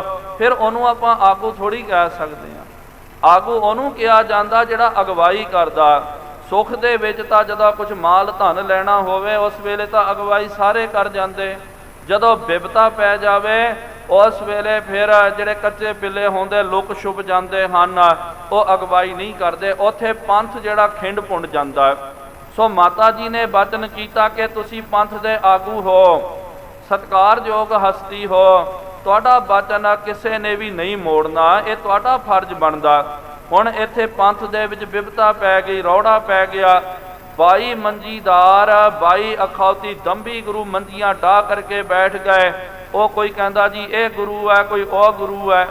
ਇਸ ਕਰਕੇ ਹੁਣ ਜਿਹੜੇ ਆਗੂ ਸਮਝਦਾਰ ਜਿਹੜੇ ਹਨ, ਉਹਨਾਂ ਦਾ ਫਰਜ਼ ਬਣਦਾ ਹੈ ਕਿ ਤੁਸੀਂ ਅੱਗੇ ਆ ਕਰਕੇ ਪੰਥ ਦੀ ਸੁਚੱਜੀ ਅਗਵਾਈ ਕਰਨਾ ਕਰੋ। ਅਸਲੀ ਜਿਹੜਾ ਗੁਰੂ ਹੈ ਉਹਨੂੰ ਪ੍ਰਗਟ ਕਰਨਾ ਕਰੋ। ਜੇ ਤੁਸੀਂ ਅੱਜ ਵੀ ਚੁੱਪ ਹੋ ਜਾਓਗੇ, ਸ਼ਾਂਤ ਬੈਠ ਜਾਓਗੇ, ਤੇ ਪੰਥ ਰੁੜ ਜਾਵੇਗਾ। ਫਿਰ ਪੰਥ ਦੀ ਬਾਗਡੋਰ ਕਿਹਨੇ ਸਾਹਮਣੀ ਹੈ? ਤਾਂ ਮਾਤਾ ਜੀ ਨੇ, ਮਾਤਾ ਨਾਨਕੀ ਜੀ ਨੇ ਪੱਤਰ ਦੇ ਵਿੱਚ ਲਿਖਿਆ ਕਿ ਆਪ ਜੀ ਧੰਨ ਗੁਰੂ ਅਮਰਦਾਸ ਜੀ ਮਹਾਰਾਜ ਜੀ ਦੇ ਅੰਸ਼ ਬੰਸ ਦੇ ਵਿੱਚੋਂ ਹਨ। ਤੇ ਗੁਰਮੁਖੋ ਯਾਦ ਰੱਖੋ, ਇਹ ਜਿਹੜੇ ਹਨ ਬੇਦੀ ਕੁਲ ਵਾਲੇ, ਤਰੇਹਣ ਭਲਿਆਂ ਦੇ ਵਿੱਚੋਂ ਜਿਹੜੇ ਮਹਾਂਪੁਰਖ ਸਨ, ਉਹਨਾਂ ਦਾ ਸਿੱਖ ਪੰਥ ਦੇ ਵਿੱਚ ਬਹੁਤ ਜ਼ਿਆਦਾ ਸਨਮਾਨ ਸਤਿਕਾਰ ਸੀ। ਤੇ ਇਹ ਬੇਨਤੀ ਮਾਤਾ ਨਾਨਕੀ ਜੀ ਨੇ ਕਰਨੀ ਕੀਤੀ। ਸਭਨ ਕੇ ਮਹਾਨ ਇਸ ਥਾਨ। ਆਪ ਜੀ ਸਾਰਿਆਂ ਤੋਂ ਮਹਾਨ ਹੋ ਜੀ। ਵੱਡੇ ਗੁਰੂ ਕੇ ਅੰਸ਼ ਸੁਜਾਨ। ਨਾਲ ਵੱਡੇ ਜਿਹੜੇ ਸਤਿਗੁਰੂ ਧੰਨ ਗੁਰੂ ਅਮਰਦਾਸ ਜੀ ਮਹਾਰਾਜ ਜੀ ਦੇ ਅੰਸ਼ ਬੰਸ ਦੇ ਵਿੱਚੋਂ ਹੋ। ਅਬ ਸੋਢੀ ਕੁਲ ਮਹਿ ਬੜ ਰੌੜਾ। ਹੁਣ ਸੋਢੀ ਪਰਿਵਾਰ ਦੇ ਵਿੱਚ ਬਹੁਤ ਜ਼ਿਆਦਾ ਰੌੜਾ ਪੈ ਗਿਆ। ਮਹਿ ਬਨਹਿ ਆਵਨ ਇਸ ਠਾਰਾ। ਇਸ ਕਰਕੇ ਬਾਬਾ ਜੀ ਤੇ ਆਪ ਜੀ ਦਾ ਇਹ ਫਰਜ਼ ਬਣਦਾ ਹੈ ਕਿ ਆਪ ਜੀ ਆਓ, ਆ ਕਰਕੇ ਸੁਚੱਜੀ ਅਗਵਾਈ ਕਰਕੇ ਅਸਲੀ ਗੁਰੂ ਜਿਹੜਾ ਹੈ ਧੰਨ ਗੁਰੂ ਤੇਗ ਬਹਾਦਰ ਜੀ ਮਹਾਰਾਜ ਨੂੰ ਆਪ ਜੀ ਪ੍ਰਗਟ ਕਰਨਾ ਕਰੋ।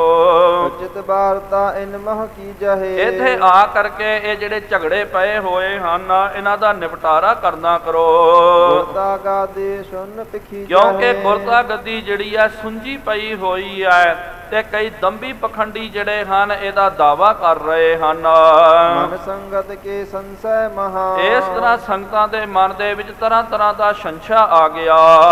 ਭ੍ਰਮਤ ਇਤ ਹੈ ਉਤ ਲੱਖੋਂ ਇਹਾਂ। ਤੇ ਲੱਖਾਂ ਦੀ ਤਾਦਾਦ ਦੇ ਵਿੱਚ ਸੰਗਤਾਂ ਡੱਕੋ ਡੋਲੇ ਖਾ ਰਹੀਆਂ। ਕੋਈ ਸੱਜੇ ਉਹਦੇ ਕੋਲ ਜਾ ਰਿਹਾ, ਕੋਈ ਉਹਦੇ ਕੋਲ ਜਾ ਰਿਹਾ, ਲੇਕਿਨ ਉਹਨਾਂ ਦੇ ਮਨ ਦੀ ਸ਼ਾਂਤੀ ਨਹੀਂ ਆ ਰਹੀ ਹੈ। ਬਿਨ ਮਲਾਹ ਜਿਮ ਤਰੀ ਭ੍ਰਮੰਤੀ। ਤੇ ਇੱਥੇ ਮਾਤਾ ਜੀ ਨੇ ਦ੍ਰਿਸ਼ਟਾਂਤ ਦਿੱਤਾ ਸੀ ਕਿ ਜਿਮ ਮਲਾਹ, ਬਿਨ ਮਲਾਹ, ਮਲਾਹ ਤੋਂ ਬਗੈਰ, ਮਲਾਹ ਸਾਧ ਸੰਗਤ ਜੀ ਜਿਹੜੇ ਪਾਣੀ ਦੇ ਜਹਾਜ਼ ਹੁੰਦੇ ਹਨ, ਬੇੜੇ ਨੂੰ ਚਲਾਉਣ ਵਾਲੇ ਨੂੰ ਮਲਾਹ ਬੋਲਦੇ।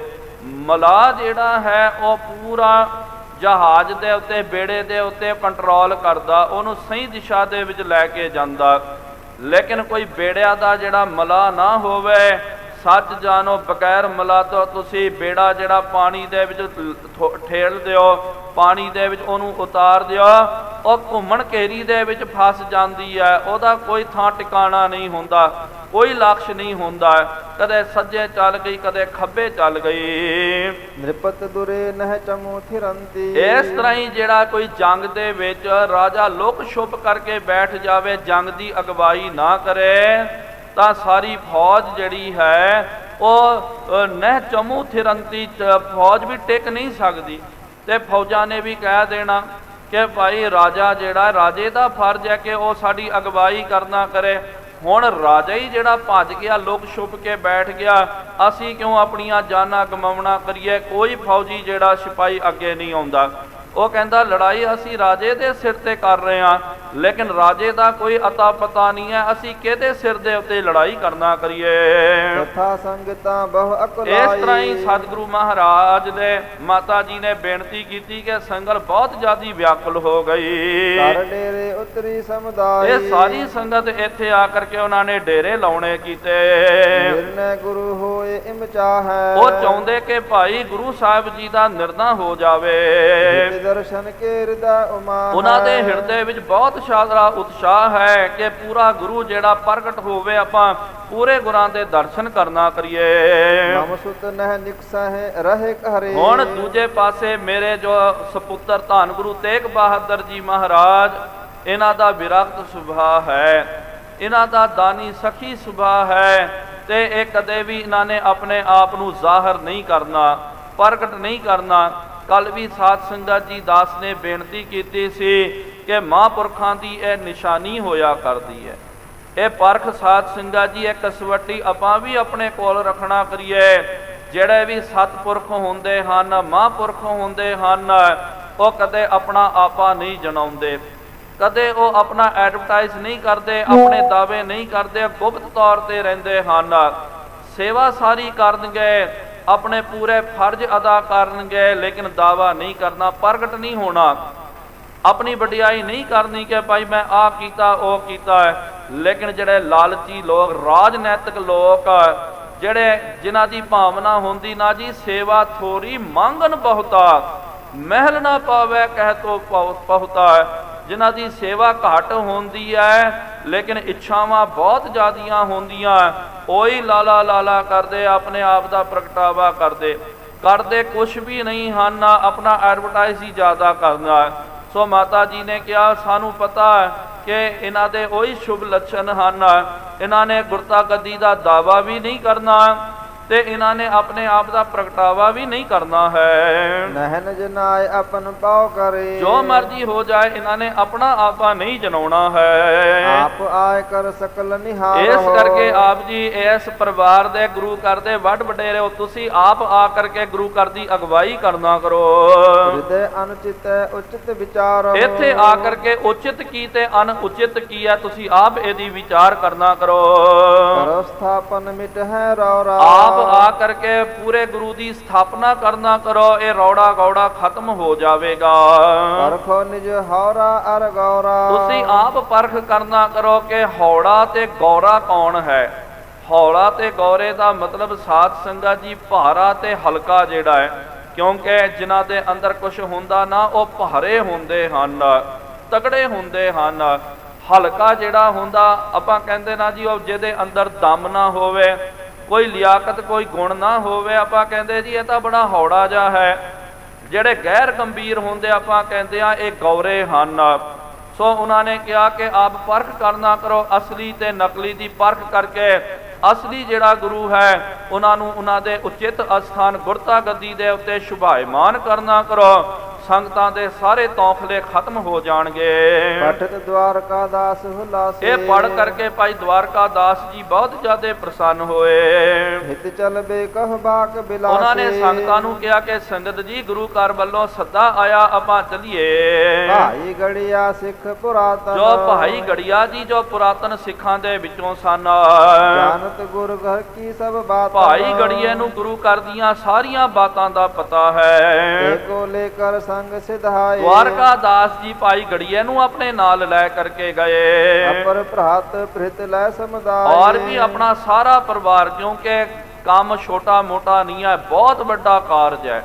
ਗੁਰੂ ਮਹਾਰਾਜ ਨੂੰ, ਅਸਲੀ ਗੁਰੂ ਨੂੰ ਪ੍ਰਗਟ ਕਰਨਾ ਹੈ ਤੇ ਨਕਲੀ ਦੰਭੀ ਪਖੰਡੀ ਜਿਹੜੇ ਹਨ, ਕਿਉਂਕਿ ਪਤਾ ਕਿ ਇੱਕ ਨੂੰ ਪ੍ਰਗਟ ਕਰੋਗੇ ਬਾਕੀ 22 ਨਾਰਾਜ਼ ਹੋ ਜਾਣਗੇ, ਉਹਨਾਂ ਨੇ ਹਮਲਾ ਕਰ ਦੇਣਾ। ਇਸ ਕਰਕੇ ਫੌਜਾਂ ਲੈ ਕਰਕੇ ਭਾਵ ਕੇ ਪੂਰਾ ਦਲ ਬਲ ਦੇ ਨਾਲ ਭਾਈ ਦਵਾਰਕਾ ਦਾਸ ਜੀ ਜੋ ਹਨ, ਇਹ ਸਾਧ ਸੰਗਤ ਜੀ ਬਕਾਲਾ ਸਾਹਿਬ ਪਹੁੰਚ ਰਹੇ। ਜਾਏ ਪਹੁੰਚੇ ਨਿਕਟ ਬਕਾਲੇ, ਇੱਥੇ ਬਕਾਲਾ ਸਾਹਿਬ ਦੇ ਜਦੋਂ ਲਾਗੇ ਪਹੁੰਚੇ, ਰਾਮ ਪ੍ਰਵੇਸ਼ਨ ਪਗ ਨਹਿ ਚਾਲੇ, ਜਦੋਂ ਨਗਰ ਦੇ ਵਿੱਚ ਪ੍ਰਵੇਸ਼ ਕੀਤਾ ਤੇ ਅੱਗੇ ਨਹੀਂ ਵੱਧਦੇ ਹਨ। ਹਰੇ ਵਿਚਾਰਤ ਚਿਤ ਉਪਜਾਵੇ, ਖੜੇ ਰਹਿ ਕਰਕੇ ਮਨ ਵਿੱਚ ਵਿਚਾਰ ਕਰਨੀ ਕੀਤੀ। ਜੇ ਘਰ ਤੇਗ ਬਹਾਦਰ ਜਾਵੇ, ਮਨ ਵਿੱਚ ਵਿਚਾਰ ਕਰਦੇ ਕਿ ਭਾਈ ਜੇ ਆਪਾਂ ਸਿੱਧਾ ਧੰਨ ਗੁਰੂ ਤੇਗ ਬਹਾਦਰ ਜੀ ਮਹਾਰਾਜ ਜੀ ਦੇ ਘਰ ਵਿੱਚ ਜਾਂਦੇ, ਧੀਰ ਮਲ ਮਾਨੀ ਅਨਖਾ ਹੈ, ਜਿਹੜਾ ਧੀਰਮਲ ਜਿਹੜਾ ਹੈ ਇਹ ਵੀ ਤਾਂ ਸੋਡੀਆਂ ਦੇ ਵਿੱਚੋਂ, ਜਿੱਥੇ ਰਿਸ਼ਤੇਦਾਰੀ ਹੁੰਦੀ ਨਾ, ਸਿਆਣੇ ਕਹਿੰਦੇ ਇੱਕ ਦੇ ਕੋਲ ਜਾਓ ਦੂਜਾ ਨਾਰਾਜ਼ ਹੋ ਜਾਂਦਾ ਹੈ। ਤੇ ਉਹਨਾਂ ਨੇ ਵਿਚਾਰ ਕੀਤੀ ਹੈ, ਇਹ ਧੀਰਮਲ ਅਹੰਕਾਰੀ ਹੈ, ਇਹਨੇ ਸਾਡੇ ਪ੍ਰਤੀ ਗੁੱਸਾ ਕਰਨਾ। ਆਪਨ ਆਪ ਜੋ ਵੱਡਾ ਕਹਾ, ਜੋ ਆਪੇ ਹੀ ਜਿਹੜਾ ਖੁਦ ਮੁਖਤਿਆਰ ਸਵਯੰਭੂ ਗੁਰੂ ਬਣ ਗਿਆ, ਆਪਣੇ ਆਪ ਨੂੰ ਬੜਾ ਵੱਡਾ ਅਖਵਾਉਂਦਾ। ਜੇਕਰ ਧੀਰਮਲ ਕੇ ਜਾਏ, ਜੇ ਅਸੀਂ ਚੱਲ ਕਰਕੇ ਧੀਰਮਲ ਦੇ ਕੋਲ ਜਾਂਦੇ ਹਾਂ, ਬਿਨਾ ਯੋਗਤਾ ਇਹ ਲਖ ਪਾਏ, ਲੇਕਿਨ ਇਹ ਗੱਲ ਠੀਕ ਥੋੜੀ ਹੁੰਦੀ ਹੈ। ਜੇ ਆਪਾਂ ਉਹਦੇ ਕੋਲ ਜਾਵਾਂਗੇ ਤੇ ਗੱਲ ਹੋ ਜਾਵੇਗੀ ਕਿ ਭਾਈ ਅਸੀਂ ਧੀਰਮਲ ਦਾ ਸਾਥ ਦਿੱਤਾ। ਜਿੱਥੇ ਜਿਨ੍ਹਾਂ ਦੇ ਨਾਲ ਪ੍ਰੇਮ ਹੁੰਦਾ ਨਾ, ਉਹਦੇ ਕੋਲ ਹੀ ਆਪਾਂ ਜਾਂਦੇ ਨਾ। ਮਹਾਰਾਜ ਨੇ ਕਿਹਾ ਕਿ ਰਾਜਨ ਕੌਣ ਤੁਮਾਰੇ ਆਵੈ, ਐਸੋ ਭਾਵ ਬਿਦਰ ਕੋ ਦੇਖਿਓ, ਉਹ ਗਰੀਬ ਮੋਹ ਭਾਵੈ, ਹਸਤੀ ਦੇਖ ਭਰਮ ਤੇ ਭੂਲਾ, ਸ਼੍ਰੀ ਭਗਵਾਨ ਨਾ ਜਾਣਿਆ। ਦੁਰਯੋਧਨ ਜਿਹੜਾ ਸੀ, ਉਹਨੇ ਕ੍ਰਿਸ਼ਨ ਭਗਵਾਨ ਜੀ ਨੂੰ ਹਸਤੀਨਾਪੁਰ ਸਦਨਾ ਕੀਤਾ, ਤੇ ਜਦੋਂ ਕ੍ਰਿਸ਼ਨ ਜੀ ਚੱਲ ਗਏ ਤੇ ਦੁਰਯੋਧਨ ਦੇ ਮਨ ਵਿੱਚ ਅਹੰਕਾਰ ਆ ਗਿਆ। ਉਹਨੇ ਕਿਹਾ ਕਿ ਆਪੇ ਹੀ ਮੇਰੇ ਕੋਲ ਆ ਜਾਣਗੇ। ਤੇ ਕ੍ਰਿਸ਼ਨ ਭਗਵਾਨ ਜੀ ਸੀ, ਅੰਤਰਜਾਮੀ ਸੀ, ਉਹਨਾਂ ਨੇ ਵੇਖਿਆ ਕਿ ਇਹਨੂੰ ਪਹਿਲਾਂ ਹੀ ਅਹੰਕਾਰ ਚੜ ਗਿਆ। ਜੇ ਇਹਦੇ ਕੋਲ ਆਪਾਂ ਚੱਲਦੇ ਹਾਂ, ਪਾਪ ਦੇ ਆਪਾਂ ਵੀ ਭਾਗੀਦਾਰ ਬਣ ਜਾਵਾਂਗੇ, ਇਹਦਾ ਅਹੰਕਾਰ ਔਰ ਜ਼ਿਆਦਾ ਵੱਧ ਜਾਵੇਗਾ। ਇਹਨੇ ਕਹਿਣਾ ਕਿ ਦੇਖੋ ਖੁਦ ਚੱਲ ਕੇ ਆਏ ਕਿ ਨਹੀਂ, ਮੇਰੇ ਘਰ ਦੇ ਵਿੱਚ ਆਉਣਾ ਹੀ ਪੈਂਦਾ, ਜੇ ਨਹੀਂ ਆਉਂਦੇ ਤੇ ਮੈਂ ਇਹਨਾਂ ਨੂੰ ਵੇਖ ਲਵਾਂਗਾ। ਇਸ ਕਰਕੇ ਉਹਦੀ ਨਿਰਾਦਰੀ ਕਰਨ ਦੇ ਲਈ ਉਹਨੂੰ ਪਿੱਠ ਦੇ ਕਰਕੇ ਜਿਹੜੇ ਵਿਦੁਰ ਜੀ ਹਨ, ਗਰੀਬ ਗੁਰੂ ਕੇ ਪਿਆਰੇ ਸਨ, ਉਹਨਾਂ ਦੇ ਕੋਲ ਚੱਲ ਗਏ। ਇਹਨਾਂ ਨੇ ਵਿਚਾਰ ਕੀਤੀ ਕਿ ਜੇ ਧੀਰਮਲ ਕੋਲ ਚੱਲ ਗਏ ਤੇ ਅਯੋਗ ਗੱਲ ਹੋ ਜਾਵੇਗੀ। ਹਮਕੋ ਦੋਨੋਂ ਸਦਨ ਸਮਾਨ, ਤੇ ਦੋਵੇਂ ਘਰ ਸਾਡੇ ਲਈ ਸਮਾਨ ਹਨ। ਬੈਠ ਰਹੇ ਇਮ ਗਿਣਤੀ ਠਾਨ, ਇਸ ਤਰ੍ਹਾਂ ਹੀ ਗਿਣਤੀ ਧਾਰਨ ਕਰਕੇ ਭਾਈ ਗੜੀਆ ਦਵਾਰਕਾ ਦਾਸ ਬੈਠੇ ਹਨ। ਕੇਤਕ ਕਾਲ ਬਿਤਾਏ ਤਹਾਂ, ਇਸ ਤਰ੍ਹਾਂ ਕੁਛ ਕੋ ਸਮਾਂ ਜਦੋਂ ਬਤੀਤ ਕਰਨਾ ਕੀਤਾ, ਜੋ ਤਬਹ ਦਵਾਰਕਾ ਦਾਸ, ਦਵਾਰਕਾ ਦਾਸ ਨੇ ਬਚਨ ਕੀਤਾ। ਓ ਗੜੀਆ ਤੂੰ ਸਿੱਖ ਪੁਰਾਣ, ਕਹਿਣ ਲੱਗੇ ਕਿ ਭਾਈ ਗੜੀਆ ਤੂੰ ਪੁਰਾਤਨ ਸਿੱਖ ਹੈ, ਅਧਿਕ ਚਰਿਤ੍ਰ ਗੁਰਨ ਕੋ ਜਾਣੋ, ਤੋ ਗੁਰੂ ਮਹਾਰਾਜ ਜੀ ਦੇ ਬਹੁਤ ਸਾਰੇ ਚਰਿਤਰਾਂ ਨੂੰ ਜਾਣਦਾ। ਵਸਤ ਕੀ ਗਿਣਤ ਨਾ ਕਰੀਆ ਹੈ, ਕਿਉਂਕਿ ਹੁਣ ਆਪਾਂ ਨੂੰ ਗਿਣਤੀ ਮਿਣਤੀ ਨਹੀਂ ਕਰਨੀ ਚਾਹੀਦੀ ਹੈ। ਜਦੋਂ ਸੱਚ ਅਤੇ ਝੂਠ ਆ ਜਾਵੇ, ਆਮੋ ਸਾਹਮਣੇ ਆ ਜਾਵੇ, ਤੇ ਫਿਰ ਵੀ ਜੇ ਆਪਾਂ ਵਿਚਾਰ ਕਰਦੇ ਹਾਂ ਜੀ ਝੂਠ ਦੇ ਨਾਲ ਵੀ ਨਾਤਾ ਹੈ, ਸੱਚ ਦੇ ਨਾਲ ਵੀ, ਉਹ ਬੰਦਾ ਫਿਰ ਕੋਈ ਫੈਸਲਾ ਥੋੜੀ ਕਰ ਸਕਦਾ। ਉੱਥੇ ਤਾਂ ਫਿਰ ਇੱਕ ਦੇ ਨਾਲ ਜੁੜਨਾ ਪੈਂਦਾ, ਉਹ ਅਸਲੀ ਮਰਦ ਹੁੰਦੇ ਹਨ। ਜੇ ਆਪਾਂ ਬੋਲੀਏ ਜੀ ਨਹੀਂ ਜੀ ਇਹ ਹੈ ਜੀ ਝੂਠਾ, ਲੇਕਿਨ ਮੇਰਾ, ਮੈਂ ਇਹਦਾ ਸਾਥ ਦੇਣਾ, ਤੇ ਫਿਰ ਝੂਠ ਦਾ ਸਾਥ ਦਿਓਗੇ ਤੇ ਝੂਠੇ ਬਣ ਜਾਵਾਂਗੇ ਆਪਾਂ। ਜਪ ਮਹ ਲਿਖਿਓ ਸੁਰਦੈ ਵਿਚਰਿਆ ਹੈ, ਇਸ ਕਰਕੇ ਨਾ ਤੂੰ ਆਪਣੇ ਹਿਰਦੇ ਵਿੱਚ ਵਿਚਾਰ ਕਰਨਾ ਕਰ। ਤੇ ਜਪਜੀ ਸਾਹਿਬ ਜੀ ਦੇ ਵਿੱਚ ਵੀ ਆਪਾਂ ਰੋਜ਼ ਬਚਨ ਪੜ੍ਹਦੇ ਹਾਂ, ਆਪਿਆ ਨਾ ਜਾਏ ਕੀਤਾ ਨਾ ਹੋਏ। ਮਹਾਰਾਜ ਜੀ ਨੇ ਕਿਹਾ ਨਾ, ਇਹ ਬਚਨ ਜਿਹੜਾ ਪਰਮਾਤਮਾ ਦੇ ਲਈ ਪਾਤਸ਼ਾਹ ਜੀ ਨੇ ਵਰਤਣਾ ਕੀਤਾ ਕਿ ਥਾਪਿਆ ਨਾ ਜਾਏ। ਪਰਮਾਤਮਾ ਨੂੰ ਕੋਈ ਥਾਪ ਨਹੀਂ ਸਕਦਾ, ਕੋਈ ਉਹਦੀ ਸਥਾਪਨਾ ਨਹੀਂ ਕਰ ਸਕਦਾ ਤੇ ਕਿਤੇ ਕੀਤੇ ਕਰਾਇਆ ਕੁਛ ਵੀ ਨਹੀਂ ਹੁੰਦਾ ਹੈ। ਆਪੇ ਆਪ ਨਿਰੰਜਨ ਸੋਏ, ਆਪੇ ਆਪ ਉਹ ਨਿਰੰਜਨ ਹੈ। ਜੋ ਕੁਛ ਵਰਤ ਰਿਹਾ ਨਾ, ਜੋ ਕੁਛ ਵਰਤੈ ਸੋ ਆਪੇ ਆਪੇ ਉਹਦੀ ਮੌਜ ਦੇ ਵਿੱਚ, ਪਰਮਾਤਮਾ ਦੇ ਰੰਗ ਦੇ ਵਿੱਚ ਜੋ ਵਰਤਦਾ ਨਾ ਉਹਦੇ ਰੰਗ ਦੇ ਵਿੱਚ ਵਰਤਦਾ। ਬੰਦੇ ਦੀ ਕੋਈ ਲਿਆਕਤ, ਕੋਈ ਹੈਸੀਅਤ ਨਹੀਂ ਹੁੰਦੀ ਕਿ ਉਹ ਕੁਛ ਕਰ ਸਕੇ, ਕਿ ਦੀ ਥਾਪਨਾ ਜਾਂ ਉਥਾਪਨਾ ਕਰ ਸਕੇ। ਤੇਗ ਬਹਾਦਰ ਗੁਰ ਹੈ ਇਹਨਾਂ ਨੇ ਕਿਹਾ ਕਿ ਭਾਈ ਜੋ ਮਰਜ਼ੀ ਹੋ ਜਾਏ, ਸੱਚੇ ਗੁਰੂ ਤਾਂ ਤੇਗ ਬਹਾਦਰ ਜੀ ਹਨ। ਕੌਣ ਹਟਾਏ ਸਕਹਿ ਤਿਹ ਕਾਚੋ, ਇਹ ਕੱਚੇ ਪਿੱਲੇ ਉਹਨਾਂ ਨੂੰ ਕਿਸ ਤਰ੍ਹਾਂ ਹਟਾ ਸਕਦੇ। ਜਿਸਤੇ ਥਾਪਿਓ ਜਾਏ ਨਾ ਸੋਏ, ਜੇ ਆਪਾਂ ਇਹਨਾਂ ਦੀ ਸਥਾਪਨਾ ਵੀ ਥੋੜੀ ਕਰ ਸਕਦੇ ਹਾਂ। ਇਹ ਗੁਰਤਾ ਗੱਦੀ ਬਾਹਰੀ ਥੋੜੀ ਆ, ਜੋਤ ਦਾ ਮਹਾਰਾਜ ਨੇ ਇਹਨਾਂ ਦੇ ਅੰਦਰ ਟਿਕਾ ਦਿੱਤੀ। ਆਪੇ ਆਪ ਕਰੈ ਸੋ ਹੁਣ ਜੋ ਪ੍ਰਮਾਤਮਾ ਦਾ ਭਾਣਾ ਵਰਤੇਗਾ ਉਹੀ ਵਰਤੇਗਾ। ਤਦ ਗਿਣਤੀ ਤਿਨਕੇ ਘਰ ਚਲਿਆ ਹੈ। ਇਸ ਕਰਕੇ ਹੁਣ ਗਿਣਤੀ ਮੰਨਤੀ ਨਹੀਂ ਕਰਨੀ ਚਾਹੀਦੀ ਹੈ। ਦੇਖੋ ਇੱਥੇ ਨਿਰਣਾ ਕਰ ਦਿੱਤਾ ਹੈ, ਸੱਚ ਅਤੇ ਝੂਠ ਦੋਵੇਂ ਰਿਸ਼ਤੇਦਾਰ ਹਨ, ਲੇਕਿਨ ਕਹਿ ਦਿੱਤਾ ਕਿ ਜੇ ਅੱਜ ਆਪਾਂ ਝੂਠ ਦਾ ਸਾਥ ਦਿੱਤਾ ਤੇ ਝੂਠੇ ਬਣ ਜਾਵਾਂਗੇ। ਗਲਤ ਦਾ ਸਾਥ ਦਿੱਤਾ, ਭਾਵੇਂ ਆਪਣਾ ਬੱਚਾ ਵੀ ਗਲਤ ਕਿਉਂ ਨਾ ਹੋਵੇ, ਗਲਤ ਦਾ ਸਾਥ ਦਿਓ। ਲੋਕਾਂ ਨੇ ਕਹਿਣਾ ਕਿ ਭਾਈ ਚੱਲ ਤੇਰਾ ਬੱਚਾ ਮੰਨਦੇ ਆ, ਲੇਕਿਨ ਤੂਨੇ ਗਲਤ ਦਾ ਸਾਥ ਦਿੱਤਾ। ਇਹਨਾਂ ਗੁਰਮੁਖਾਂ ਨੇ ਵਿਚਾਰ ਕੀਤੀ ਕਿ ਭਾਈ ਆਪਾਂ ਸਿੱਧਾ ਗੁਰੂ ਤੇਗ ਬਹਾਦਰ ਜੀ ਮਹਾਰਾਜ ਜੀ ਦੇ ਕੋਲ ਜਾਣਾ। ਪੂਰਬ ਪਹੁੰਚ ਨਾਨਕੀ ਮਿਲਿਆ, ਸਭ ਤੋਂ ਪਹਿਲੇ ਮਾਤਾ ਨਾਨਕੀ ਜੀ ਨੂੰ ਆਪਾਂ ਨੇ ਮਿਲਣਾ ਹੈ। ਪਰਸਪਰ ਮਤ ਕੋ ਕਰਕੇ, ਇਸ ਤਰ੍ਹਾਂ ਆਪਸ ਦੇ ਵਿੱਚ ਮਤ ਮਤਾਂਤਰਾ ਕਰਕੇ ਰਾਮ ਪ੍ਰਵੇਸ਼ ਹਰ ਸੋ ਇਹ ਗੁਰਮੁਖ ਪਿਆਰੇ ਪਹਿਲੇ ਤਾਂ ਇਹਨਾਂ ਨੇ ਸੰਕੋਚਨਾ ਕੀਤਾ ਕਿ ਆਪਾਂ ਜਾਈਏ ਕਿ ਨਾ ਜਾਈਏ, ਜੇ ਜਾਈਏ ਤੇ ਕਿਹਦੇ ਕੋਲ ਜਾਈਏ। ਲੇਕਿਨ ਹੁਣ ਫੈਸਲਾ ਕਰ ਦਿੱਤਾ, ਜਿਹੜਾ ਸੱਚਾ ਗੁਰੂ ਹੈ ਆਪਾਂ ਕੋਈ ਕਾਨ ਕਨਾਟ ਨਹੀਂ ਕਰਨੀ ਹੈ, ਸੱਚੇ ਦੇ ਨਾਲ ਆਪਾਂ ਨੇ ਸਿੱਧਾ ਜੁੜ ਜਾਣਾ। ਇੰਨੀਆਂ ਕੋ ਸਾਧ ਸੰਗਤ ਜੀ ਬੇਨਤੀਆਂ ਪ੍ਰਵਾਨ ਕਰਨਾ ਕਰੋ, ਵਿਚਾਰ ਕਰਦੇ ਆ। ਬੇਅੰਤ ਗਲਤੀਆਂ ਹੋ ਗਈਆਂ ਜੀ, ਉਹ ਮਾਫੀ ਬਖਸ਼ ਦੀਆਂ ਗਏ ਤੋਂ ਸਮਤ ਆਓ ਸਾਰੇ ਗੱਜ ਵੱਜ ਕਰਕੇ ਫਤਿਹ ਬੁਲਾਈਏ।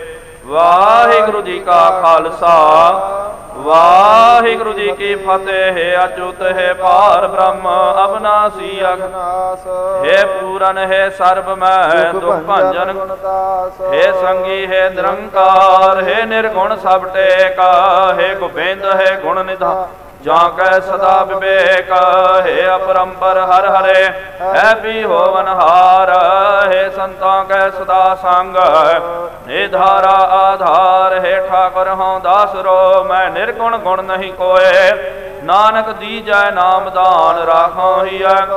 ਆਏ ਪ੍ਰਭ ਸ਼ਰਨਾਗਤੀ ਕਿਰਪਾ ਨਿਧ ਦਇਆਲ, ਏਕ ਅਖਰ ਹਰ ਮਨ ਬਸਤ ਨਾਨਕ ਹੋਤ ਨਿਹਾਲ।